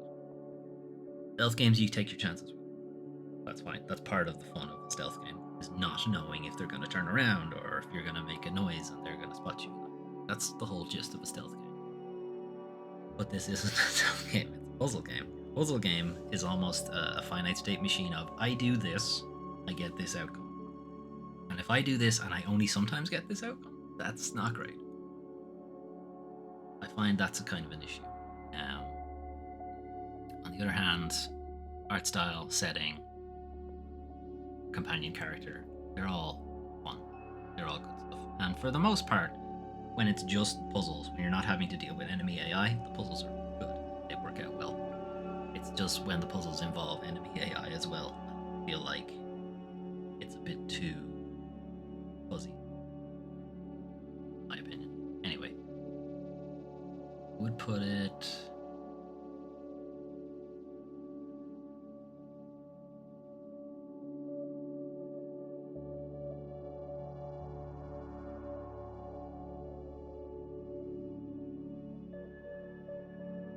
Adios. Adios was a fully Fables thing. It's a very short game, so it is a visual novel in a lot of ways, telling a very good story of cleaner, I guess, for the mob. So the gist of it is you own a farm, you're a pig farmer, and the mob uses you to dispose of body. They take body to the pig farm, you feed it to the pigs, body goes away. Your character at the beginning of the game has decided they don't want to do that anymore. They're going to tell the hitman the next time they come up, which is right now, that you're done. Not doing this anymore. One body left. They're like, yeah, fine, you're here, we'll do it, but this is it. That's the last one. I'm not doing this anymore. And as you might imagine, it's the mob. They're not really going to just let you go. You do try to go, they're going to have to kill you. So it is a conversation between the farmer and the hitman, who have become friends. They've been doing this long enough that they've become friends. They know some stuff about each other. And it's essentially your last day as the farmer, while the hitman is trying to talk you. He doesn't want to kill you. Basically, on the one hand, you are good for business, because this is an easy body. But also, you're friends. You would rather not be the one who has to shoot you. And it's conflict between the two of you, but then also trying to talk around the issue, talking about other things to take your mind off it and so on. And you come back to it and you get into arguments. It's very well written and very well acted. There is very little gameplay. And what gameplay that is there is quite janky and easy to break. That does take you out of the element a little bit, but a really good voice delivery definitely takes you into the story. It's very emotional, particularly when you get to the end of it, when the inevitable, there's no real way to avoid it. You want out. Your character is adamant that you want out. You can't choose to, decide not to. There's an inevitable outcome, but the journey from start of the game to the end of the game is very well done. But it's hard to classify it as a video game. It's not a whole lot of game to it. Classifying it as an interactive entertainment thing, yeah, very good. But as a game, play with things, not really. So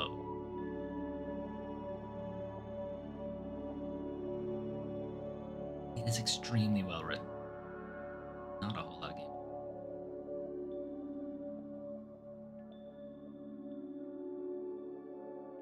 Yeah, where it is. Better than Cloudpunk. And it's better than everything else in this. Better than anything in the B tier.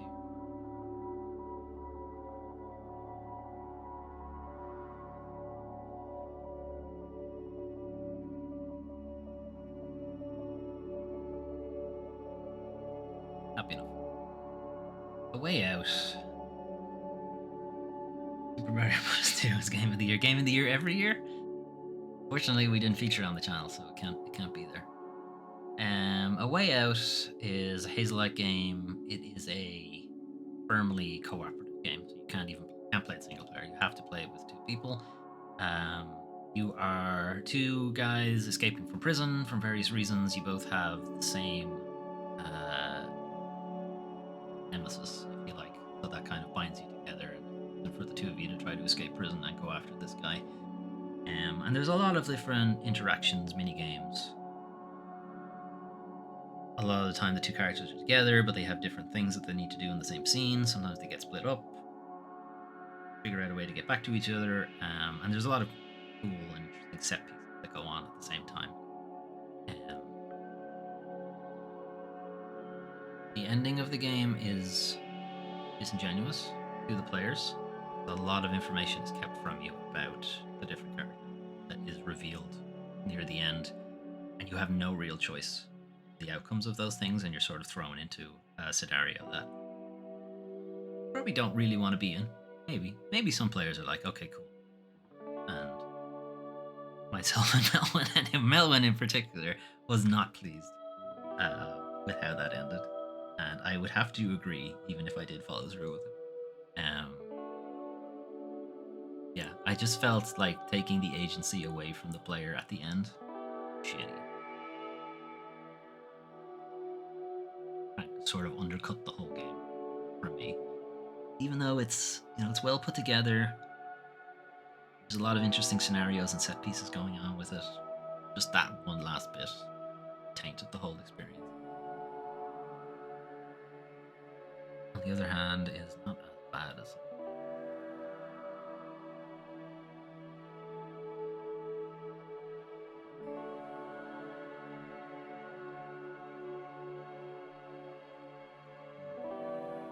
bad combat, extremely disappointing other half of the game, bad in general, not really doing anything all that interesting, kind of pretentious, and sort of not really video game in the first place. It's kind of where those are.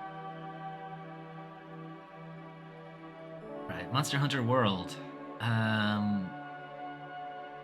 Yeah, so this was meant to be an ongoing series. Another fully gets good at something. I just have not had time to play Monster Hunter. What I have played of it is I really like it. If you've not played the Monster Hunter series or are not familiar with it, it's pretty a basic setup. You are a monster hunter. You spend most of the game, almost the entirety of the game, building up a different arsenal and repertoire of weapons and armor to go out and hunt progressively harder monsters, who are all some variation of a dragon, more or less. And the one random T-Rex they decided to throw in, and that one thing that looks like a giant ape, but I never got to that one. Anyway, that's the gist of the game. It's very simple, but the actual monster hunting is where it becomes interesting, because each monster plays like a Dark Souls.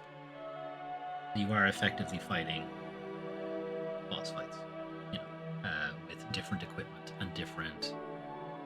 There are plenty of non-dragons, at least in the normal Monster Hunter. Now, the thing is, they're all wyverns of some kind.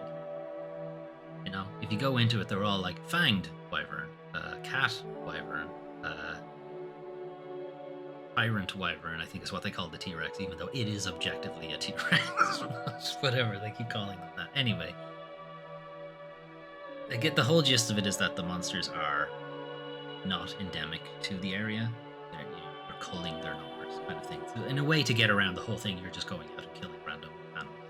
It's like they're not supposed to be there, helping the ecosystem by killing them, something like that.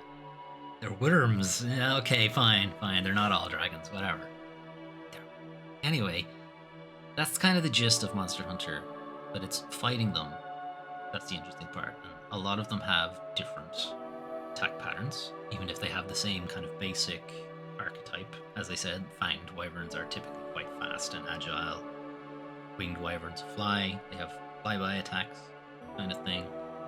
Brute wyverns don't move around a whole lot, but if they hit you, you're gonna know about it. It hurts really hurts a lot. Dinosaurs are common early encounters. Dragons are later. Yeah, it's true. But then there's that one monster that's a horse. Like, it's definitely a horse. I don't know why they're calling it a wyvern.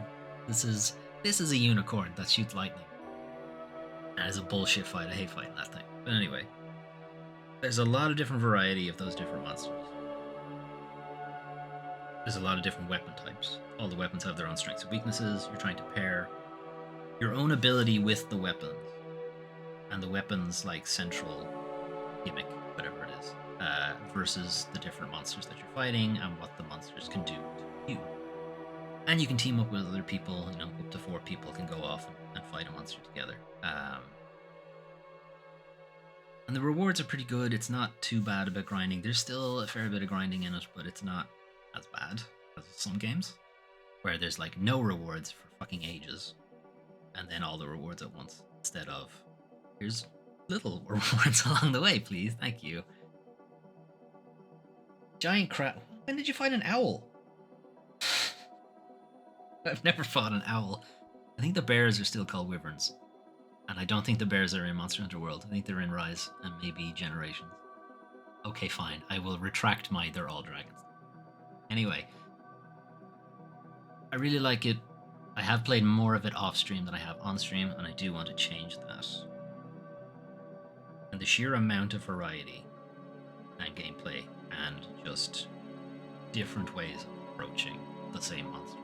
And a lot of them, they may not seem viable at the beginning, but you can make them viable. They just better particular weapon. No. Some of them you say, why are you taking a bow in with the Fanged Wyvern? You'll never get enough time to draw it. And it's like, I can dodge. You know, it has a bit of Souls too, which is maybe a bit weird to say. The combat does very much feel like you're fighting Dark Souls bosses.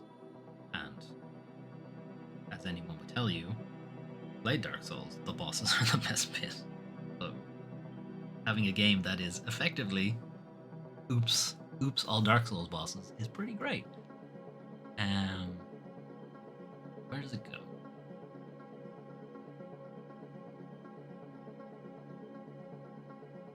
Goes there. Alright, go with that.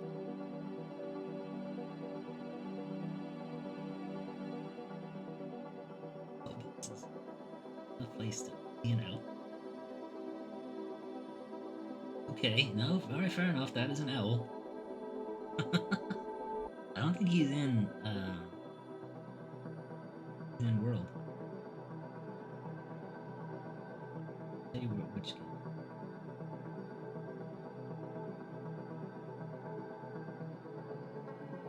game. Yeah, he's not in World. I don't think he's even in Rise either, and we don't know who's going to be in Wilds. Alright, how many more games do we have? Oh, Jesus Christ. Okay, right, Diablo. You gotta get moving on. OG Diablo. So, this isn't quite the oldest game. Actually, it might be the oldest game we played this year. Last year, the oldest game we played was the original Resident Evil. Diablo might be the oldest game we played this year. So we did a full run of Diablo. And as a sort of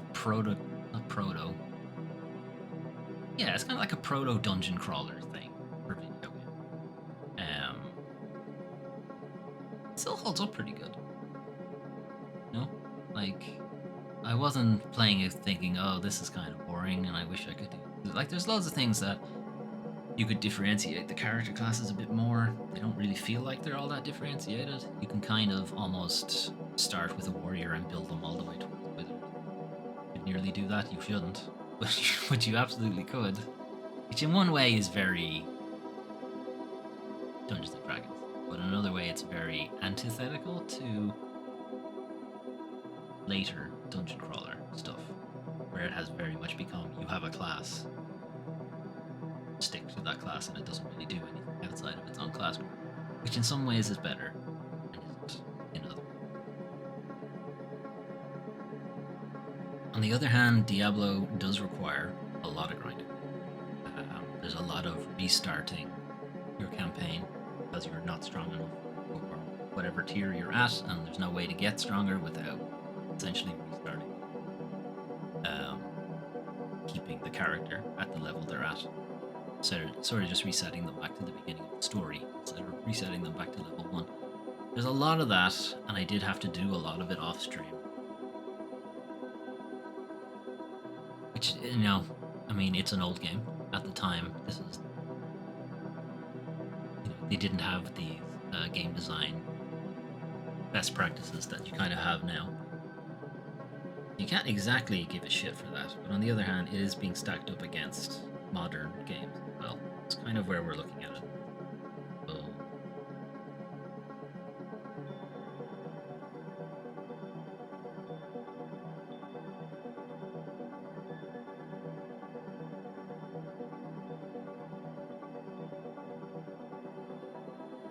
goes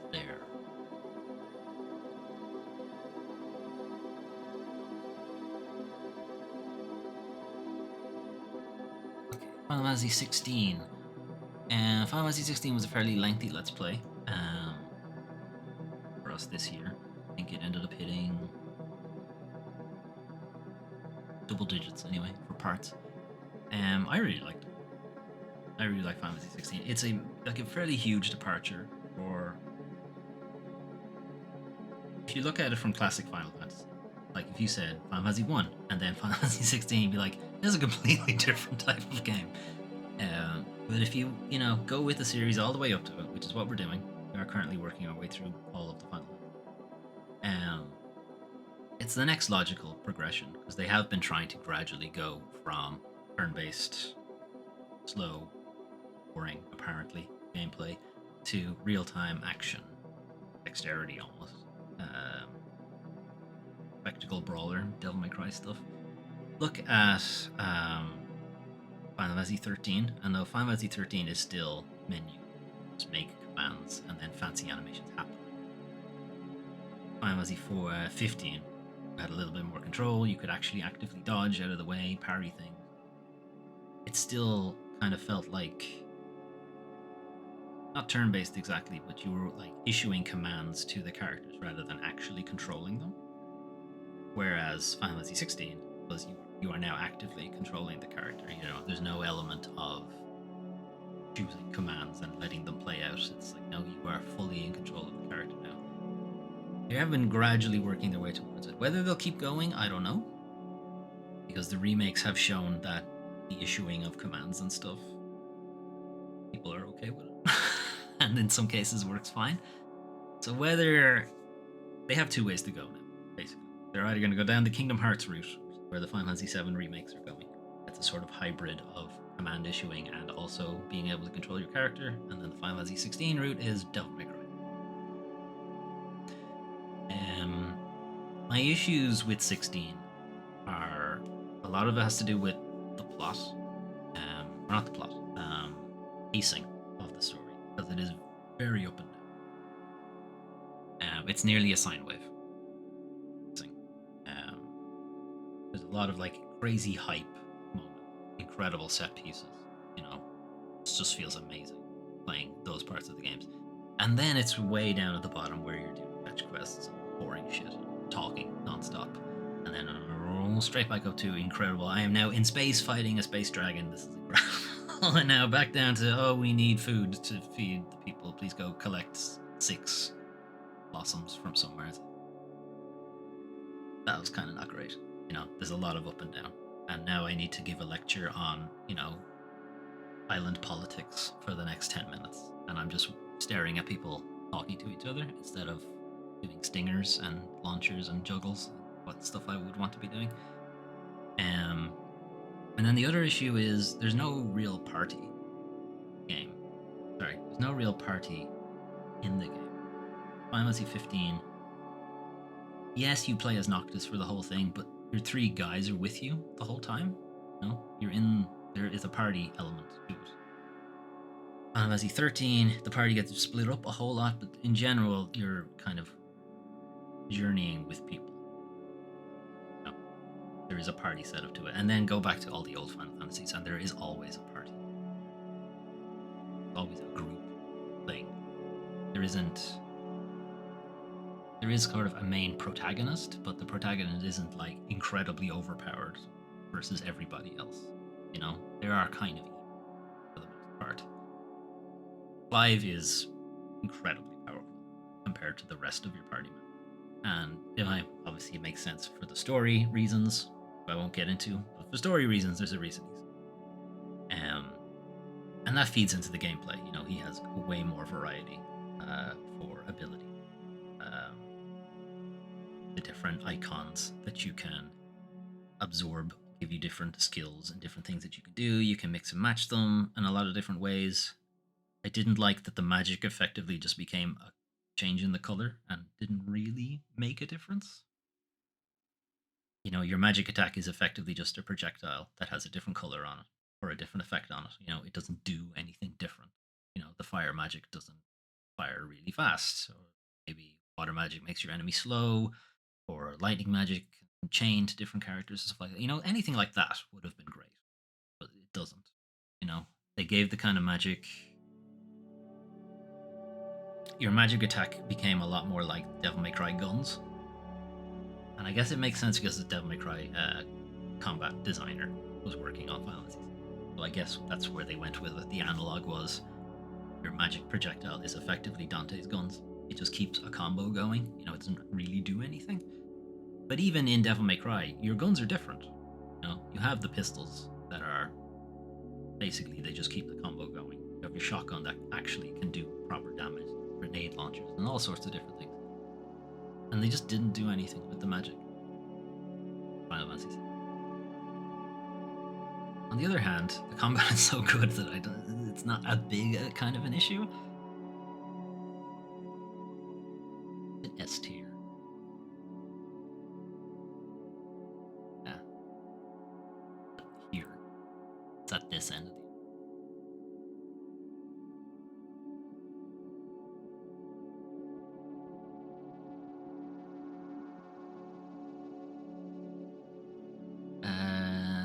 Dordogne was a fully plays games a bit thing. It is a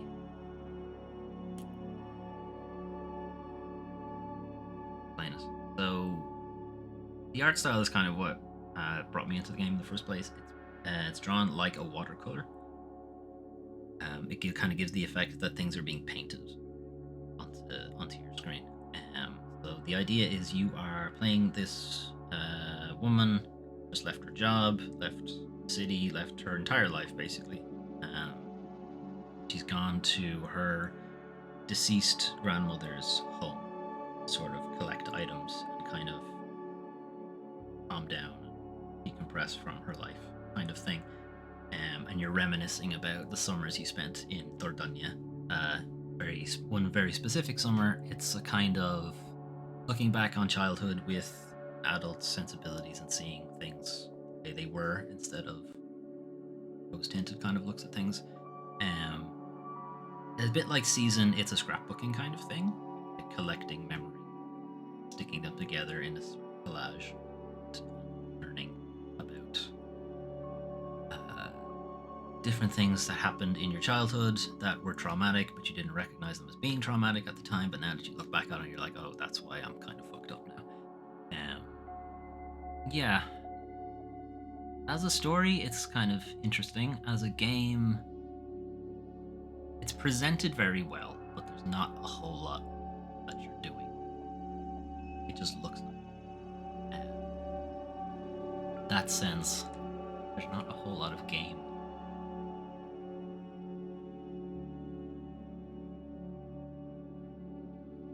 We're gonna drop.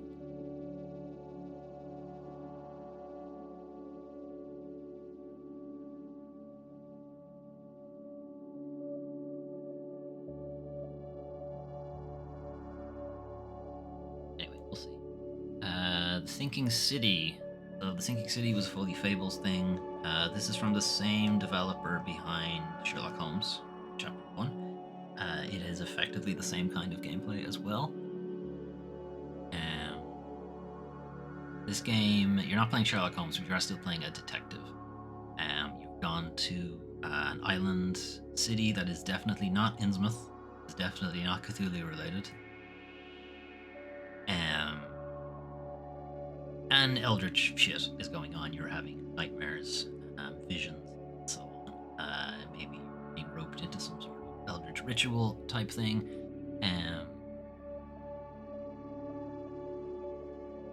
So again, I have kind of the same issue that I had with Sherlock Holmes, which is there's this big city, big open city that you can walk around everywhere, all the streets.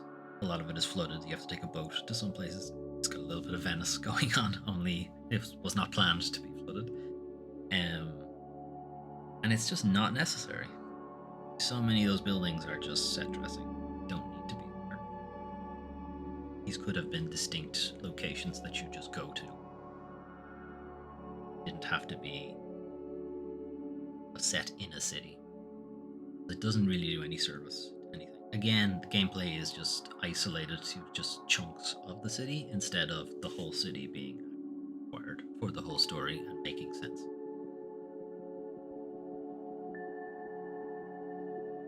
On top of that, there is combat in the Sinking City. There's combat in Sherlock Holmes as well, but you can skip it. You know, they know it's so bad that they're like, here's a skip button. I appreciate it. You can't skip it in the Sinking City, and it's not good. If you are planning on playing the game, play it on easy. Easy for combat anyway. Play it on whatever difficulty you want for puzzles, but for combat, play it on easy. That's not fun. Enemies are spongy. The aim is very slow, and enemies are very quick. And the guns are largely useless. They're not useless, but they do so little damage. And you will almost always be strapped for resources. So you're pretty much going to die in almost every combat encounter until you find a cheese to get past it. You see what, Amakai? Thanks for dropping in. So in that case, it won't go past Sherlock Holmes chapter. That's the combat. You can't skip the combat. Merry Christmas, you filthy animal. Is the combat so bad that it drops it down a tier? The combat worse than the chants?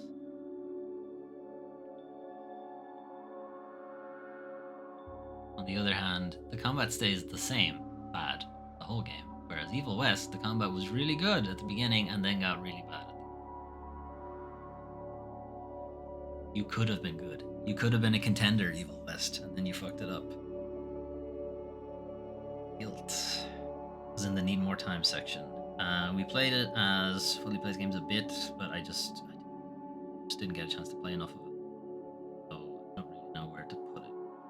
Go on there. Teenage Mutant Ninja Turtles, Shredder's Revenge. We played this with Melvin, who just played through the whole thing in one go, one stream. It was a lot of fun. I liked a lot of the throwbacks to the cartoons.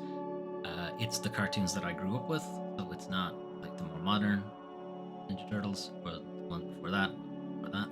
These are the old 80s Teenage Mutant Ninja Turtles.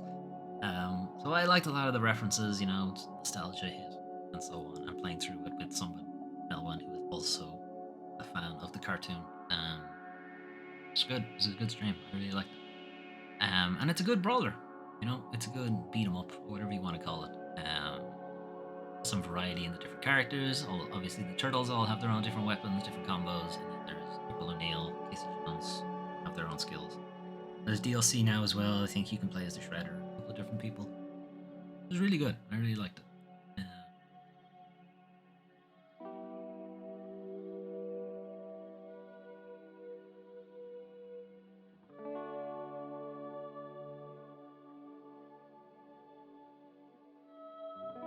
OG Final Fantasy. Okay, so this is specifically the Pixel Remaster, so there are obviously some niceties and some graphical changes, we'll say. I was going to say improvements. Changes. some of the original graphics look better, and some of the graphics go on. So I'd never played the original Final Fantasy. I haven't played any of the NES or SNES Final Fantasy games. So this was my first play of it, and seeing where a lot of basics Final Fantasy come from, and also seeing where some of the basics aren't even present yet, like they haven't even got to it, was interesting. And I was kind of surprised by how much of the original Final Fantasy is Dungeons and Dragons. So much of it is. There's so much, like almost like this could easily Dungeons and Dragons the game. To some extent, it was kind of really want to try that TMNT game. So few beat 'em ups. Yeah, there really aren't that many. I guess they just don't. Or I was gonna say they probably don't have the mass appeal, but they kind of do. It's the issue is that people who greenlight those games don't think those games have mass appeal, or don't think they warrant $100 million budget. They don't. Also, there really aren't many games that do warrant that kind of budget. Big Sony. Anyway, OG Final Fantasy. Yeah, there's a shit ton of grinding required in that game. And while the Pixel Remaster kind of makes that a little bit more palatable, where you can adjust. There's like a multiplier you can apply to XP. So something that would have ordinarily required hours of grinding now takes maybe 1 hour. That's still a fair bit of grinding where you're not really doing a whole lot. There is no real story, really. Kind of going from, I'm gonna say you're going from point A to B, but also the game tells you nothing about where to go, progress, or anything like that. There's a little bit of, yeah, there's exploration, but you're not really finding things. All you're really finding are, you can't go here. No, you're just finding locked doors, like, instead of new fun things to do, finding, oh, this isn't where I'm meant to be, this isn't where I'm meant to be, this isn't where I'm meant to be, and all the while getting into random encounters and what have you. Like, I don't mind that. It does get a bit grating after a while that you're just trying to figure out where, like, not even make your way through a dungeon. You're just trying to find the dungeon in the first place. Like, where is it? I'm going all over the map and I have no idea where it is. So that part of it being the first time they played it, and actually now, it said Diablo was the oldest game, but I think now Final Fantasy. Diablo the 90s. Final Fantasy would have been the. On the other hand, this is the Pixel Remastered version, obviously modern, whereas the Diablo version we played was original Diablo, so we'd probably still say that's the oldest. If technically the original Final Fantasy. So where does it fit? It fits behind. While it was fun to go through it from a nostalgia standpoint, if you look at it as a standalone game, there's a lot of downtime. Just trying to figure out where to go. There's a lot of grinding required. It's just once you figured out where you need to go, now you need to grind like crazy to get through it. And it's missing a lot of things. Now, again, this is a product of it being a game from the 80s. Sense, but we are stacking it against all of the games we played this year, and a lot of those have modern games that have learned from Final Fantasy, that have learned from Diablo, have learned from the original Resident Evil, and so on. But that means it's dropped down. Rain Code, we are currently playing it, so that needs to go in the need time section. Warhammer 40k Boltgun. So, Boltgun is a Doom style first-person shooter set in the Warhammer universe. It is technically a game set between Space Marine 1 and Space Marine 2, which isn't out yet. Meant to come out this year. Boltgun was meant to be a sort of lead-in, like a prequel game, if you like, for Space Marine 2. Space Marine 2 got delayed, so now it's a sort of nebulous in-between type thing. It is fun for like the first act, and then just becomes a grinding slog of a game. There's a lot of gun variety, but for the most part, your standard bolt gun, autonomous bolt gun, is the best gun. You know, it just does the job. It's better than every other gun. Other than the, ridiculous gun that wipes the whole screen away. Obviously, that's the strongest. You get so little ammo for it. Pointless. Bring it into the conversation. Whereas the bolt gun, there's tons of ammo for it, and it takes enemies apart really quickly. And since you're swarmed by so much, I don't know the name of it, inch, like that. I don't know 40k lore as well as I might like. Yeah, I mean, since it was supposed to be almost a promotional game for Space Marine 2, it kind of makes sense that it plays like this. There's a lot of, the levels have a lot of variety. The enemies, not so much. You'll encounter pretty much all of the enemy types by 4th level. After that, you're not really going to encounter anything. Some new sub-bosses.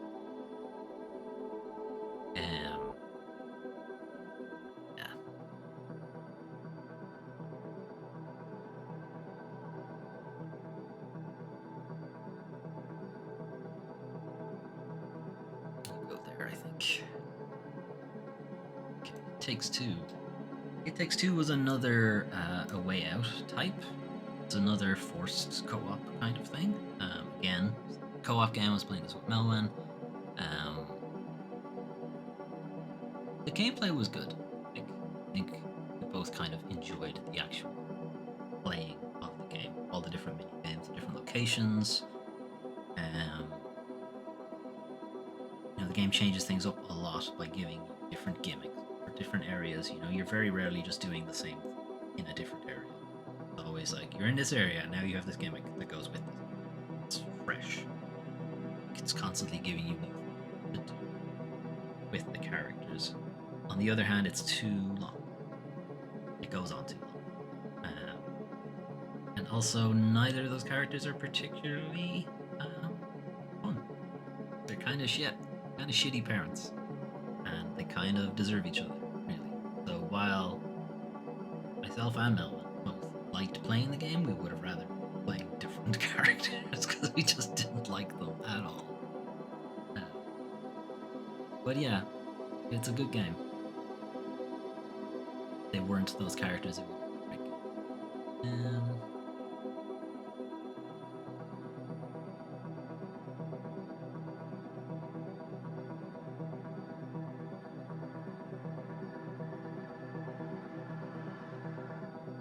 Free 2, that needs more time. Ghost Trick Phantom Detective. Get your ass way up there in the S ranks. Okay, Ghost Trick Phantom Detective. This was a remaster of the original DS game. This is from the same creative director who makes the Ace Attorney games, so as you might imagine, very zany characters, comedy, a bit of slapstick going on as well. All sorts of weird twists and turns in the story. The central mechanic is you are the spirit of a character who dies at the beginning of the game, and you have one day left on Earth to sort of figure out what's going on, who killed you, why were you killed, and maybe possibly get revenge. And you can go about this by possessing inanimate objects and making them do things, or tricking them, in case, as the game calls it, called Ghost Trick. So you can possess an umbrella and have it open, close itself, or you can possess a crossing guard and have it raise, or that kind of thing. And you use that to sort of wriggle your way through the game. There's a limit to how far you can jump from item to item, so sometimes you need to make it do something so that it moves closer to another item so you can get to that item, or maybe you're waiting for a person to actually walk closer to you so you can jump to item you're holding, something like that. It's a very funny game, and a lot of the puzzles are not exactly brain teasers, but some of it is what do I have to do? What order of events do I have to do to make my night state machine go effectively? And I think the game does a good job of ferrying you to the correct route without sort of, railroad that way. As well as that, there's a lot of optional things. You can jump around in telephone lines to go to different areas, and those areas are always open once you've unlocked them. Even if you never have to go back there for the story, you can go back anyway, and something will happen. There's little events that you might never see in the regular course of gameplay. And all the characters you meet are all kind of super memorable, super interesting. Like Ace Attorney, you're gonna remember a lot of them. This is a really good game, and it completely passed me by because I never owned a DS, and it was never released on anything else other than DS. So I never got a chance to play it, but I had always heard people, whenever great games that everybody slept on comes up, it's like Ghost Trick, almost always the first one. So I'm glad I got to play it, and I thought it was really good. And there's a full Let's Play of it on the channel. You can check it out. Hi-Fi Rush is another. Afterimage is an anime Metroidvania.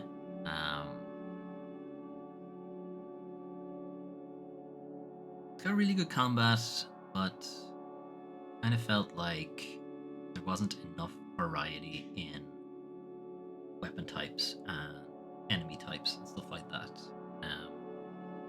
It's a very pretty game, And the combat animations are very good.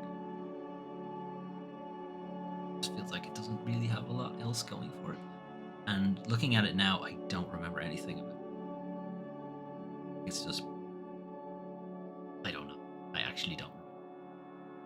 I do remember having fun with the combat, but feeling like it had more. Wasn't getting there.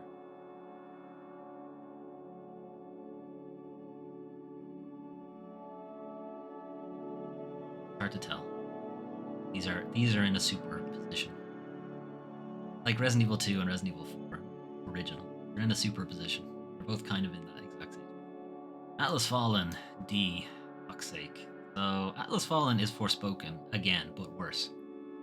So it's in the same tier, but worse than Forspoken. Because while Forspoken had good combat and good traversal going for it, Atlas Fallen does not. It's the same kind of game. It's like open map. You have traversal options to you. You have different abilities depending on your equipment and different magic and all that kind of thing. But combat just isn't fun. Enemies are too spongy or too weak. No, it has the same problem that Scars Above had, where enemies either die very fast, so you don't get the satisfaction of combos, or they're so spongy and they hit you so hard that, again, you can't stay with them long enough to get satisfying combos going. Now, that could change if you played it on an easier difficulty, where you're not having to worry about getting one-shotted by the bigger enemies, but I never bothered, because I just wasn't interested. That's where that goes. Lil Gator Game. Lil Gator Game is like a wholesome thing where you're playing Gator, who is pretending to effectively be Link from Legend of Zelda. Now, obviously they never name drop it because copyright fucking reasons, but that's essentially the idea. But you're playing it like a child, make believe, sticks and stone, foam cutout enemies that you hit and stuff like that. And it's a sort of nice feel good thing where you're playing with all your friends. This is before you have any like real responsibilities and stuff like that, and you're trying to entice your older sibling, your older sister, who has gone off to college and has big important grown-up things to do now, and they don't have time to be playing with kids. You're trying to entice them to come back and play with the kids, but then also learning along the way that when you grow up, you don't necessarily have time to play with people. You can't be selfish with your time, their time, and that kind of thing. But otherwise, it's just a very fun, well-written, humorous game that doesn't take itself in any way seriously. It's a very relaxing time.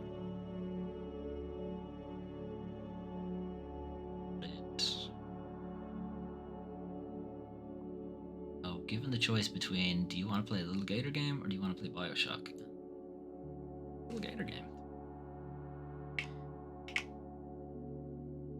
Final Fantasy 2. Alright, so where Final Fantasy 1 kind of had no story whatsoever, Final Fantasy 2 hits you with maybe too much story. It sort of assumes that you read background, I guess, before having started playing the game, because it drops you right in the middle of this ongoing rebel uprising, and without telling you why there's a rebel uprising, like no, rebel uprising, go. Okay, I'll attack the emperor now, I guess. On the other hand, it has an extremely odd leveling system. Your characters don't necessarily have classes, jobs, or anything like that anymore. So Final Fantasy 1, you had fairly rigid jobs. You had the warrior, fighter, whatever, black mage, white mage, red mage, monk, thief. They all had their own very distinct things they excelled at and things they did not excel at. Final Fantasy 2 is very much your characters or whatever you want them to. Which, in one way, is great. That's a huge amount of flexibility. You can have a warrior red mage, or a red mage that focuses a bit more on melee, or a black mage that is supplemented with some white magic, or stuff like that. In practice, it doesn't quite work. Your abilities and levels and your efficiency as a character are tied to how often you do something. Well, how often you attack with a sword improves the sword ability. Now, how often you are hit in combat improves your defense. How much damage you take improves your HP. How often you use magic improves your magic and stuff like that. So it has a kind of the way Elder Scrolls games kind of work, the way they level things up, kind of works a similar way. The issue though is that if you ever want to pivot to something else, mind this isn't really working and I don't quite like it. You're so far down the road of being the sword guy, your character, being a mage or whatever, to go back and specialize in axes or in hammers or something like that. It will take too long. It will take too much grinding to get you back up to the same level. So once you've sort of committed to something, by hour 4 or 5, you're kind of locked in at that point. And the other rather annoying thing is, while weapons, they're kind of tied to the weapon type. So every sword, no matter what type of sword it is, will work off whatever sword level you're at. Same with axes, clubs, shields, bows, all of that stuff. Magic, rather annoyingly, it's not tied to the magic type, tied to the spell itself. So the fire spell gets better the more you use the fire spell instead of black magic. Now, if black magic had just a longer experience level, but it still applied to every single black magic spell, that would probably have been a better way to do it, or at least a fairer way to do it. Because once you've, put so much time into the fire spell, or the thunder spell, or the cure spell, whatever it is, you're being a white mage. Once you start getting what is usually more powerful magic later on in the game, it's level 1. It's level 1 Ultima in Final Fantasy. Final Fantasy Ultima is an incredibly powerful spell that you only get very late in almost all of the Final Fantasies. But it's level 1. Whereas this fire spell that I got at the beginning of the game is level 16. Way more powerful. It means you're pretty much never going to use Ultima. Even though in the story you're supposed to use Ultima. But you're never going to bother, because fire doesn't damage. So I think while it sort of worked with the weapons, it really didn't work. And the grinding element to it meant that you spent more time attacking yourself, up your defense and health, than you did attacking enemies. It's kind of dumb. So I did not. Just didn't.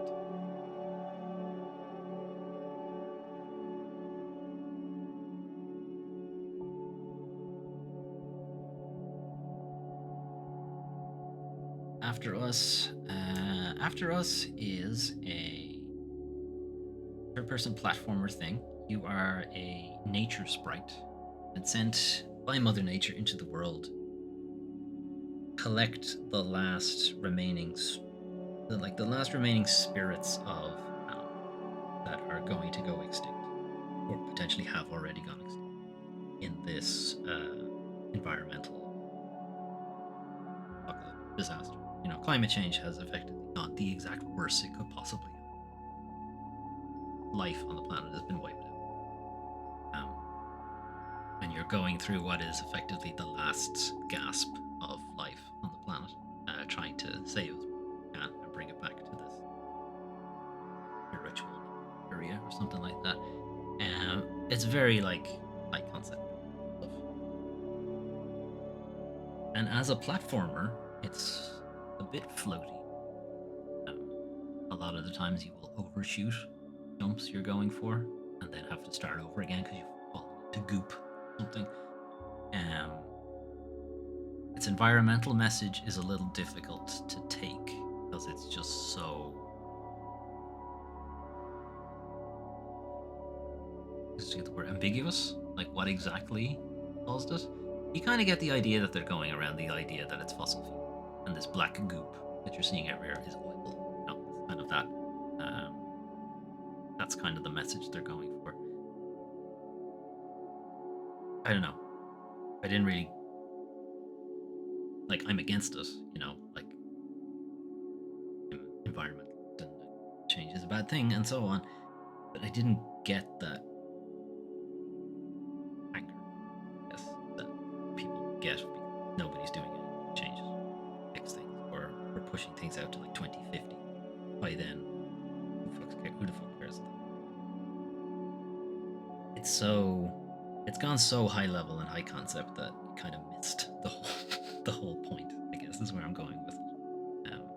But as an actual game, platforming can be fun, can be nice and freeform. You have like um, quick jumps and you've got like dashes and you can run up walls and stuff like that. That kind of element to it is great until it doesn't. Until you're overshooting what should be basic jumps and you're not connecting with the wall you're supposed to be running up to, and for whatever reason your character isn't doing it. Yank, basically, in the game. Which makes it a little bit frustrating to play. Anyway, I think I put it...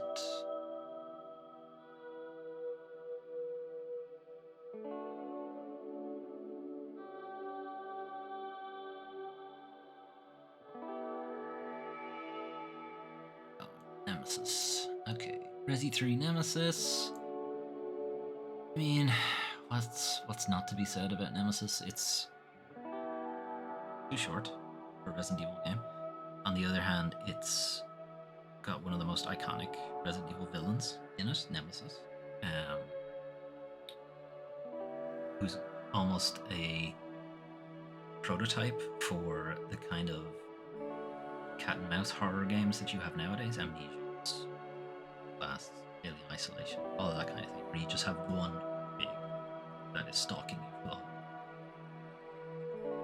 Nemesis kind of started it. Clock Tower, you could argue, probably really started it, but I think Nemesis made it a bit more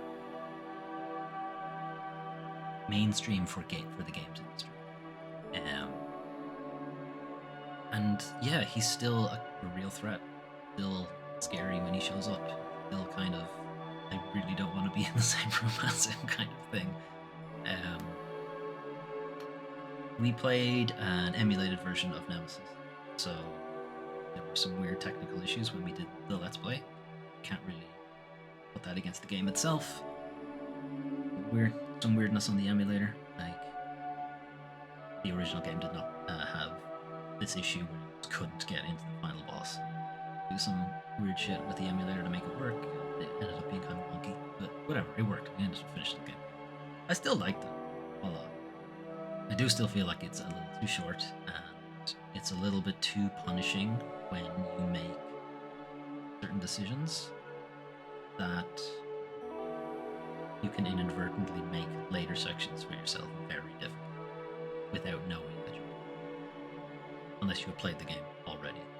Now, the Resident Evil games and the Resident Evil series does sort of assume you'll be playing the game multiple times instead of just one playthrough done with it. So, in some sense, yes, you would then not to do this thing that you did that fucked you over later on in the game. I don't know, it's hard to tell. On the other hand, it's a Resident Evil game. It's an OG PlayStation game, and they're good. They're good games. So.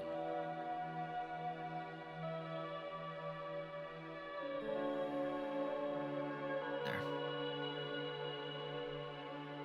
Stasis. Okay, Stasis is, or was a Fully Fables thing.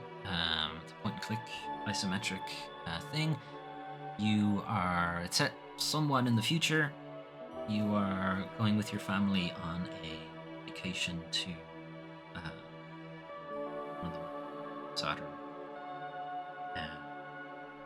and go into cryosleep, ready so that when you wake up, you'll have your holiday, you'll be at the planet or at the moon, or whatever it is. Anyway, along the way, something happens. Ship is waylaid and captured by a nefarious corporation called Cayne, and you and family are enrolled in human experimentation. You wake up on this ship, the Groom Lake, Boom Lake, something like that. Something's gone wrong, as it does in these kind of horror games. There's nobody on the ship that you can find. Anyone you have found is dead. And you're sort of trying to find your family and then also figure out what's going on the ship and then make an escape. And what have you. It has a lot of Dead Space. Whereas Dead Space has the action element to it, like having to shoot things and contend with the monsters. Stasis being a point and click, you do not have that element to it. It's mostly solving puzzles and trying to circumvent issues in the environment and that thing. And at the same time being absolutely grossed out by all of the horrible shit you're encountering. I think it has pretty good writing.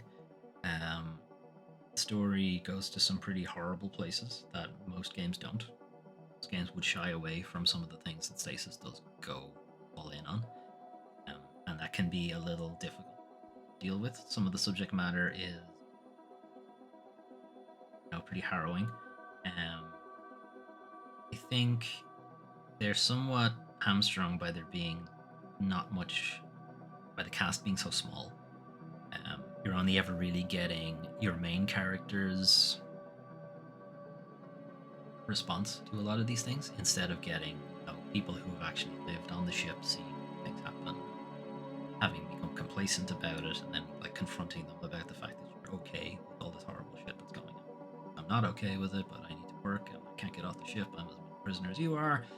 You don't really get that basis. You get it in the follow-up game. I'll talk about it in a minute. You don't get it in the original. I guess maybe they realized that. That's why it was in the sequels. Gameplay-wise, the puzzles, again, like a lot of point-and-click games, sometimes puzzle solutions don't make sense. It is a very difficult task to balance a puzzle. You're constantly being balanced with this idea of being too simple, games feeling like they're too easy, puzzles are insulting, something like that, versus making them too difficult or too abstract. And then people feeling, or possibly feeling like your puzzle doesn't mean, or there's a weird leap in logic required for these things. It's a hard balance. Not every game can manage it. Even some of the better point-and-click games have weird things that you're like, I would never have thought of this solution. Stasis has a lot of I would never have thought of this solution to it. It also has a rather annoying element to it in that there's no highlight object button. And in an isometric game, that is frustrating because you can't zoom in the environment. Trying to spot things that are interactable versus not interactable is very difficult. And that is kind of why those kind of games have a highlight items button. Again, the sequels had it. The originals. That's what I'm talking about. But yeah, overall, it is a good story that is sort of hamstrung by technical limitations, probably some budget limitations, and some puzzles that don't make sense.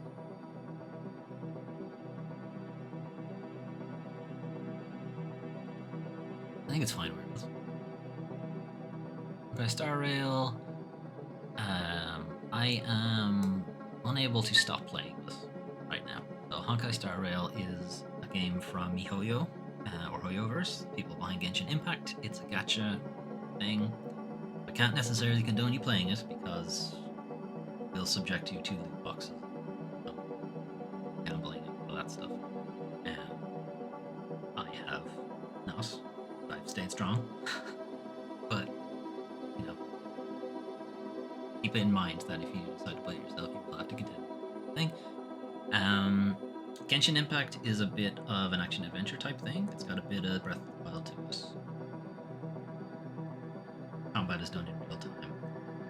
Has a sort of fantasy setting. Honkai Star Rail has a future setting set out in space travel, spacefaring civilizations, and is a turn-based game. So it plays like older Final Fantasies. It plays a lot actually like Persona, in that it has enemy weaknesses. You're breaking their stance, follow-up attacks and stuff like that. And there's a ton of strategy and different mechanics, and your characters all have small things that make them. They might all have the same elements. There might be two characters that are fire-based characters. One of them defensive fire-based character, offensive fire-based character. One of them is a saboteur. One of them they support, and so on. And they all have very different things. And even two that have the same element and the same job type can still play very differently. The shitty thing, though, is that it's gacha based. It means you're not going to have access to those characters unless, look at the drop. You pull a loot box and the character pops out. That's kind of what you're waiting for. The game will give you a selection of characters that can cover a lot of elements and a lot of different job types, but if you're looking for one in particular that will supplement your characters or that will, synergize well with the team that you want to make, you're kind of at the mercy of randomness, which is yes, but that's the kind of game it's a free-to-play game. This is where they make their money on people getting frustrated, wanting to have particular characters and not getting. That's where they get their money from. Story-wise, it's still very early in the game's life cycle. Genshin Impact is a bit more of a mature game, has a fairly substantial story at this point. Honkai Star Rail is only really getting started. What that means is there's a lot of setup right now, and we're sort of waiting for the dominoes to fall, or whatever the twist, the turn will be. That's coming. It's a live service type thing. It's on its way. It's early days of its live service. It's only been out a year, I think, at this point. That's not to say there isn't a lot of content. There's tons. I'm still not through all of it. I've been playing it since it launched on console. So yeah, there's a lot still to play on that. But because it's a gachapon, that's gonna drop it at least a tier. Because of that, it's not gonna hit. It's not gonna hit S rank. Not even really gonna hit A rank because of that kind of thing. But it would be.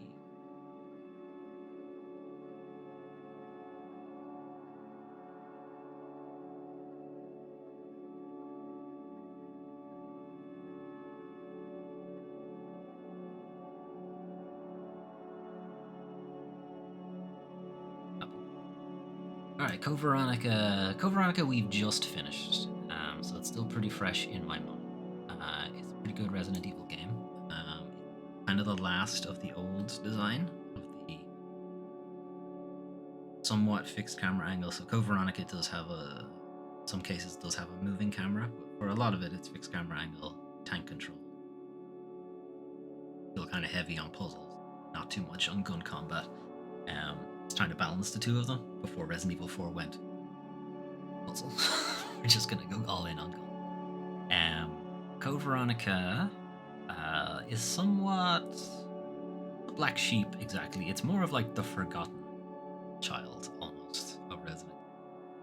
Before Resident Evil 3 Nemesis, which would have been well regarded if a little bit too short, and Resident Evil 4, which is iconic to the series. Code Veronica's in the middle. And is somewhat forgotten because of that. But it is a very good game. There are certain elements to it that aren't particularly great, but this has to do mostly with the original version of Code Veronica, so not Code Veronica X, which is the one we actually played on the channel. That's the one we're talking about. I don't have too many bad things to say about it. I thought I would have more. But if I have any particular issue with it, is that the jump to 3D, I don't think it made the jump well for Code Veronica. It certainly did a lot better job in Resident Evil 4.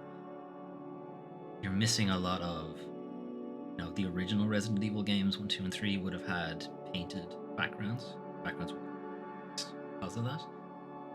The jump to 3D obviously means they don't have that level to it, so the environments are a little not all that interesting. Really interesting environments don't show up until very late in the game, and they feel very out of place, almost like they were part of a different game that they decided to push in to this one because they were from the development end of things. That's absolutely what happened. But they do feel out of place, and kind of wish the main game had more of detail opulence that the later not even half, later last fifth of the game has. The environment has more of the mansion feel from the original game, whereas early game in Code Veronica, it's all concrete blocks, concrete walls, office environments, stuff like that. It's just very ugly, very uninteresting, uninspiring, versus the original Resident Evil that had a full mansion. And Resident Evil 2 somehow had a police station that looked like a museum. It used to be a museum because they wanted to make it look nice. And then Nemesis it just changes environments a lot of times, but it is like an urban setting. You're changing to office spaces, and you go back to the Resident Evil 2 station in some places. That is probably one knock on Nemesis, is that the environments aren't particularly interesting, except for the ones that were already in a different.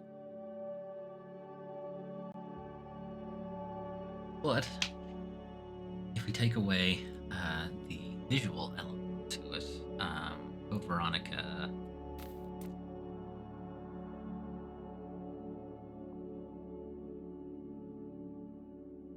I don't think it's better than Nemesis. I'm gonna catch hands for saying that, but I don't think it's better. I think Nemesis is better. And Nemesis has more replayability, and Resident Evil series benefits from replayability, whereas I don't think you'd get a whole lot out of Code Veronica. Anyway, alright, we're coming into the last line of games. Alright, Cayne. So Cayne is a sequel to Stasis, but it's sort of a proof of concept tech demo kind of thing while they got ready for Stasis 2, which only came out last year. I think Stasis Bone Totem got very good reviews. We will be playing it at some point. Cayne is I think it was used for fundraising. So because of that, it's a pretty short game. It has a lot of the same issues that the original Stasis had. Puzzles don't make sense. Even more so this time around. Puzzles very much did not make sense. Puzzle solutions. It's like, why would anybody have thought to do kind of thing to it? It has a much clearly they had some amount of budget to put into it because it's a much better looking game. There's a lot more dynamism in the environments. Things light up, lights, animated backgrounds, stuff like that. Whereas the original Stasis was quite static background kind of stuff. It does have the same issue with not being able to find items in the environment, items that you really need to solve puzzles, and not knowing they're even. That is obviously a problem. On the other hand, it is very much like Stasis, but shorter and maybe not as well written.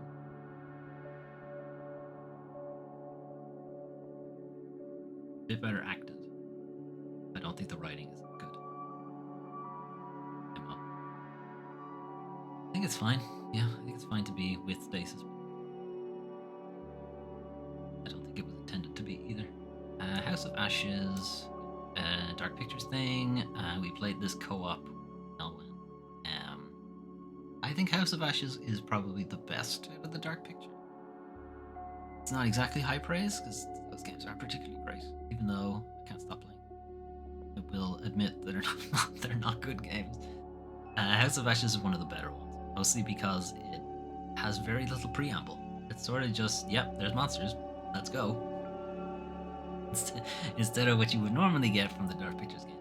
It's a slow build up to reveal of the horror elements to it. It's like, nah, monsters, let's go. get good.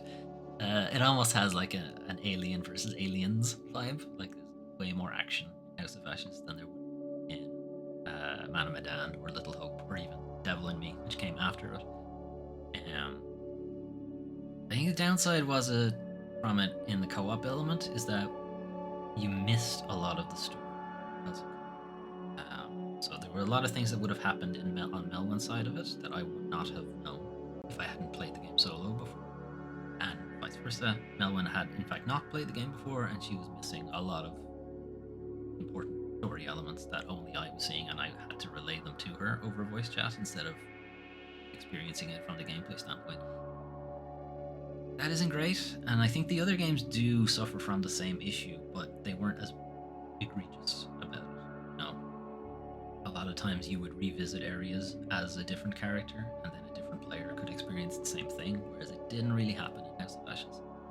And it wasn't something I was aware of until I played it in co-op. Whereas, I wouldn't have been aware that you would miss pretty important story elements if you weren't playing it. If you're playing it single player, obviously you get everything. Playing it in co-op, you do miss. And if that had been my first experience with the game, it's hard to say if I would have felt the same way about it. Where does it go? Well, it's better than the Quarry, so I'm gonna stay ahead of that.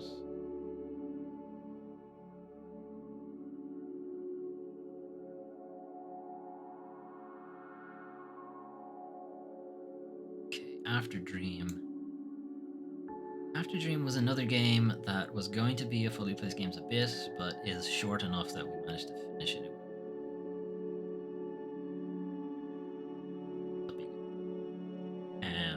Afterdream is a side-scrolling, kind of a point-and-click sort of thing. It's a puzzle type game, puzzle adventure type thing. You are experiencing lucid dreams.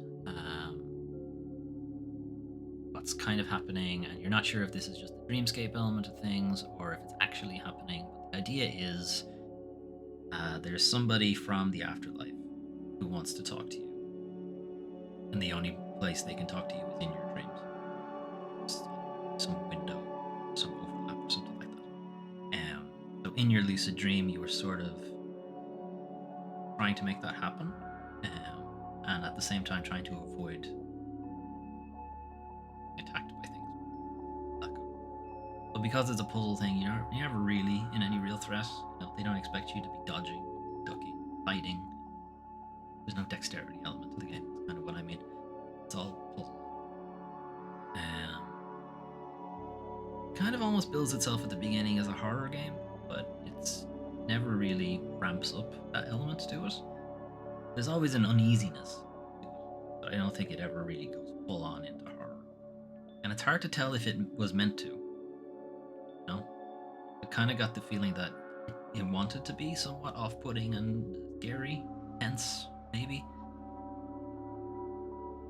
But I didn't get that element later on in the game.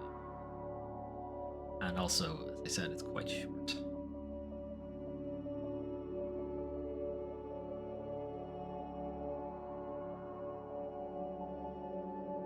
Better than the Quarry. And more fun. Nearly there, guys, nearly there. This will take this long. Okay, Eternights. Eternights we played, fully played games a bit. Eternights is an action-adventure melee type game. What's happened is Seoul, I think it's a city in Korea, is split, and there's walls have been erected up in the city, naturally. And your character has been singled out, sort of breach all of these walls and reach the thing at the very center of the city that is causing people to mutate and turn into monsters. Kind of thing. And along the way, you are meeting people, and there is a dating sim element to the game, and romance your party members, and do like the dating sim stuff of going on dates with them, giving gifts, talking to them, trying to connect with them as a person, while at the same time dungeon crawling and taking the battle with you. And obviously, the closer you are with them, whether it's from a romantic element or from like just friendship element to it, you get stat boosts and that kind of thing. And in that way, there's a bit of persona. There's more than a little persona, to be fair, in that kind of thing. I'm not too far into Eternights, to be honest. So I kind of feel like there. I think I have more to explore, or I can give it a proper verdict. Final Fantasy III, we are in the middle of, so that goes there.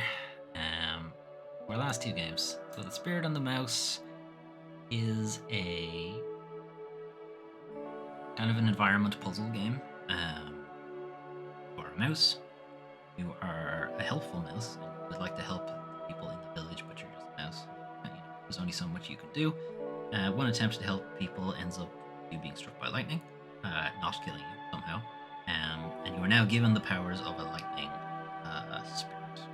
And the lightning spirit is now stuck in the lightning rod. You climbing up on top of firms. You're a mouse, whatever. You don't have higher brain for it. Anyway, it's now your job to do the job of the lightning.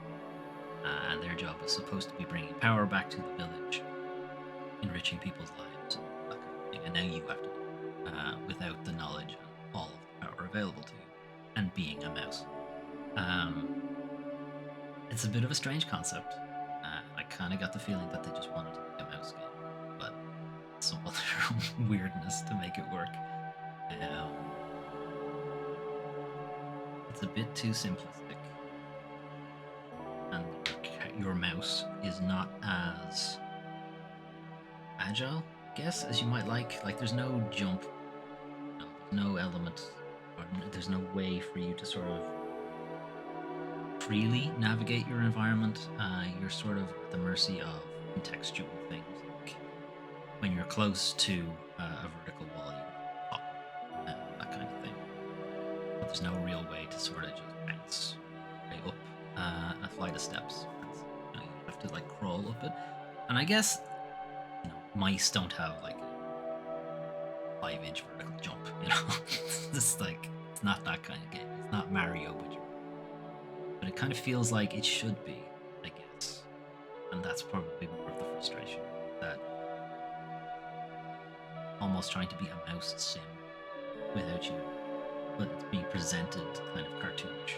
You kind of feel like you should have those elements available to you. You're almost expecting your mouse to have a spin attack. It doesn't. There's no combat, or at least to the point that we got in the game, there wasn't.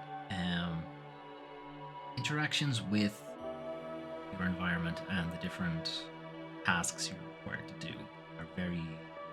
Even the short amount of time we spent playing the game, we played it for like 2 hours, I think, and we got the same type of activity, multiple. So there's clearly, not a huge amount of variety, or if there is, there's not enough, because we're getting repeats, multiple repeats, in very short succession. It does feel like there's maybe not a whole lot to the game, but we didn't finish it, so who knows.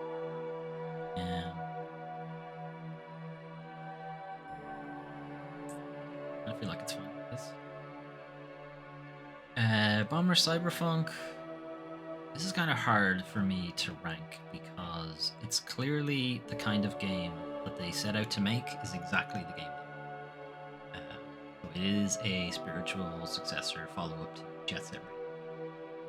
All about skating, roller skates, skateboard, whatever it is you want to do. Doing tricks, and then also graffiti, all and tagging it and that kind of thing. And that's exactly what you do in Bomber Cyberpunk. It has a small element of like Tony Hawk's Underground to it, where you're going around different people and they'll give you tasks to do, but the tasks are almost always do graffiti or do tricks, that was Tony Hawk's as well. Tricks. Or collect items, but to collect those items you had to do it. Because that was the way to do it. And I just don't think there's enough to that for me personally. But I think the people who are like really into the Tony Hawk, really into like Jet Set Radio, that kind of thing, I think there's loads there for them. But I guess I'm not that into the point scoring and getting trick combo and stuff like that. I guess I just don't have that desire. So it probably makes sense that if I'm not all that into a skating game, why am I getting would I get a skating game? I don't know. I was pulled in by its art style. That was the reason for it. So, personal position for Bomber Cyberpunk, kind of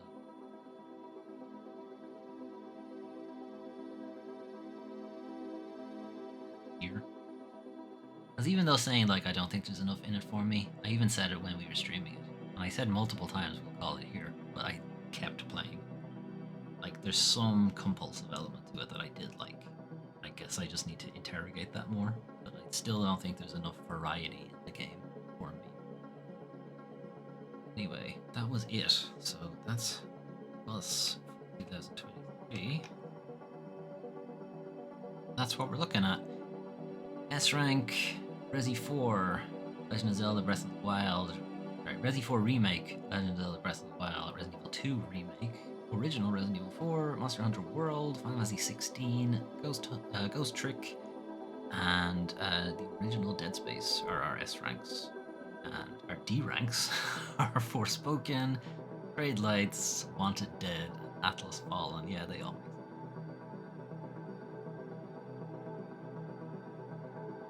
Right. I will make a nice picture for this and put it up on the various socials and discords. One thing I did want to check. So we do have, or I do keep track of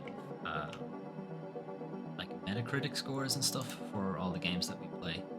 I don't necessarily come up like that. I want to check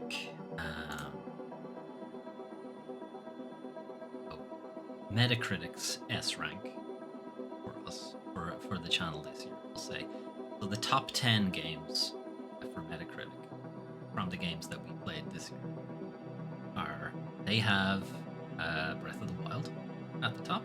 So we have Resident Evil Remake.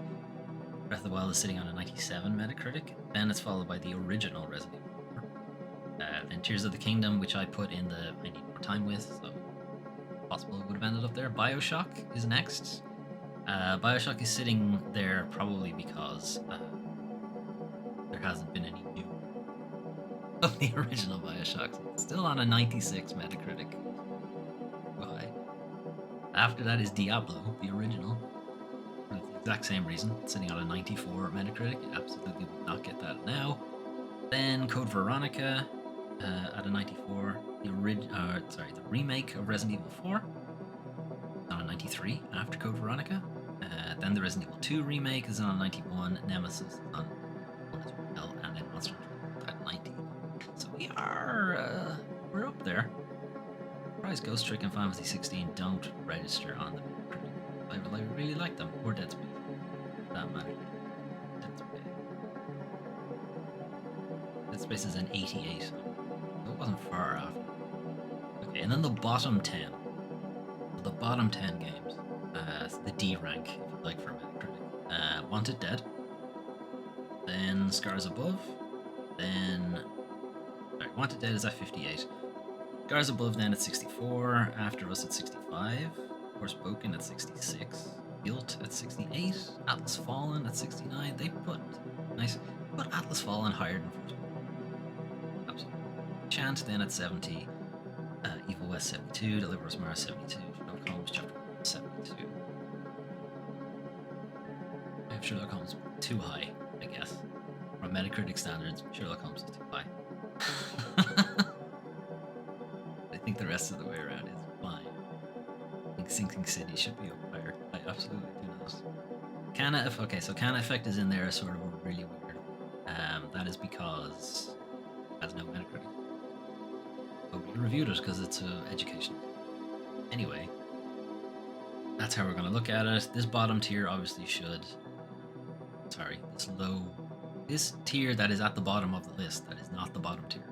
But obviously, need more time list. That will just roll into 2024 and we'll tier rank it there. Because I will have played.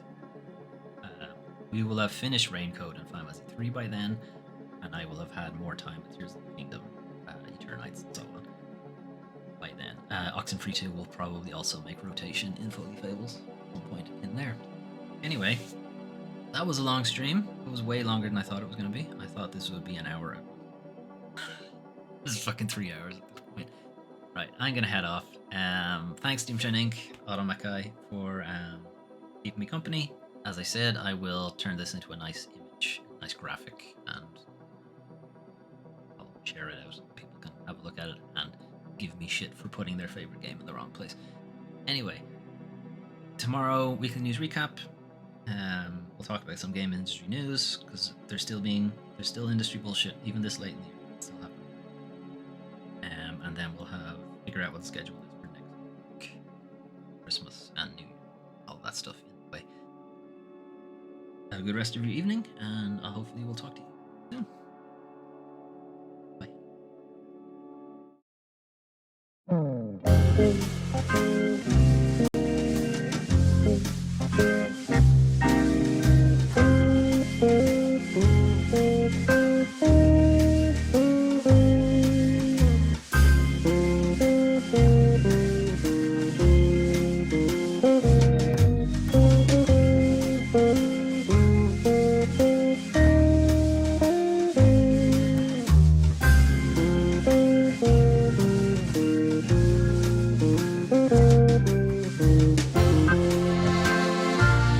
Thank you.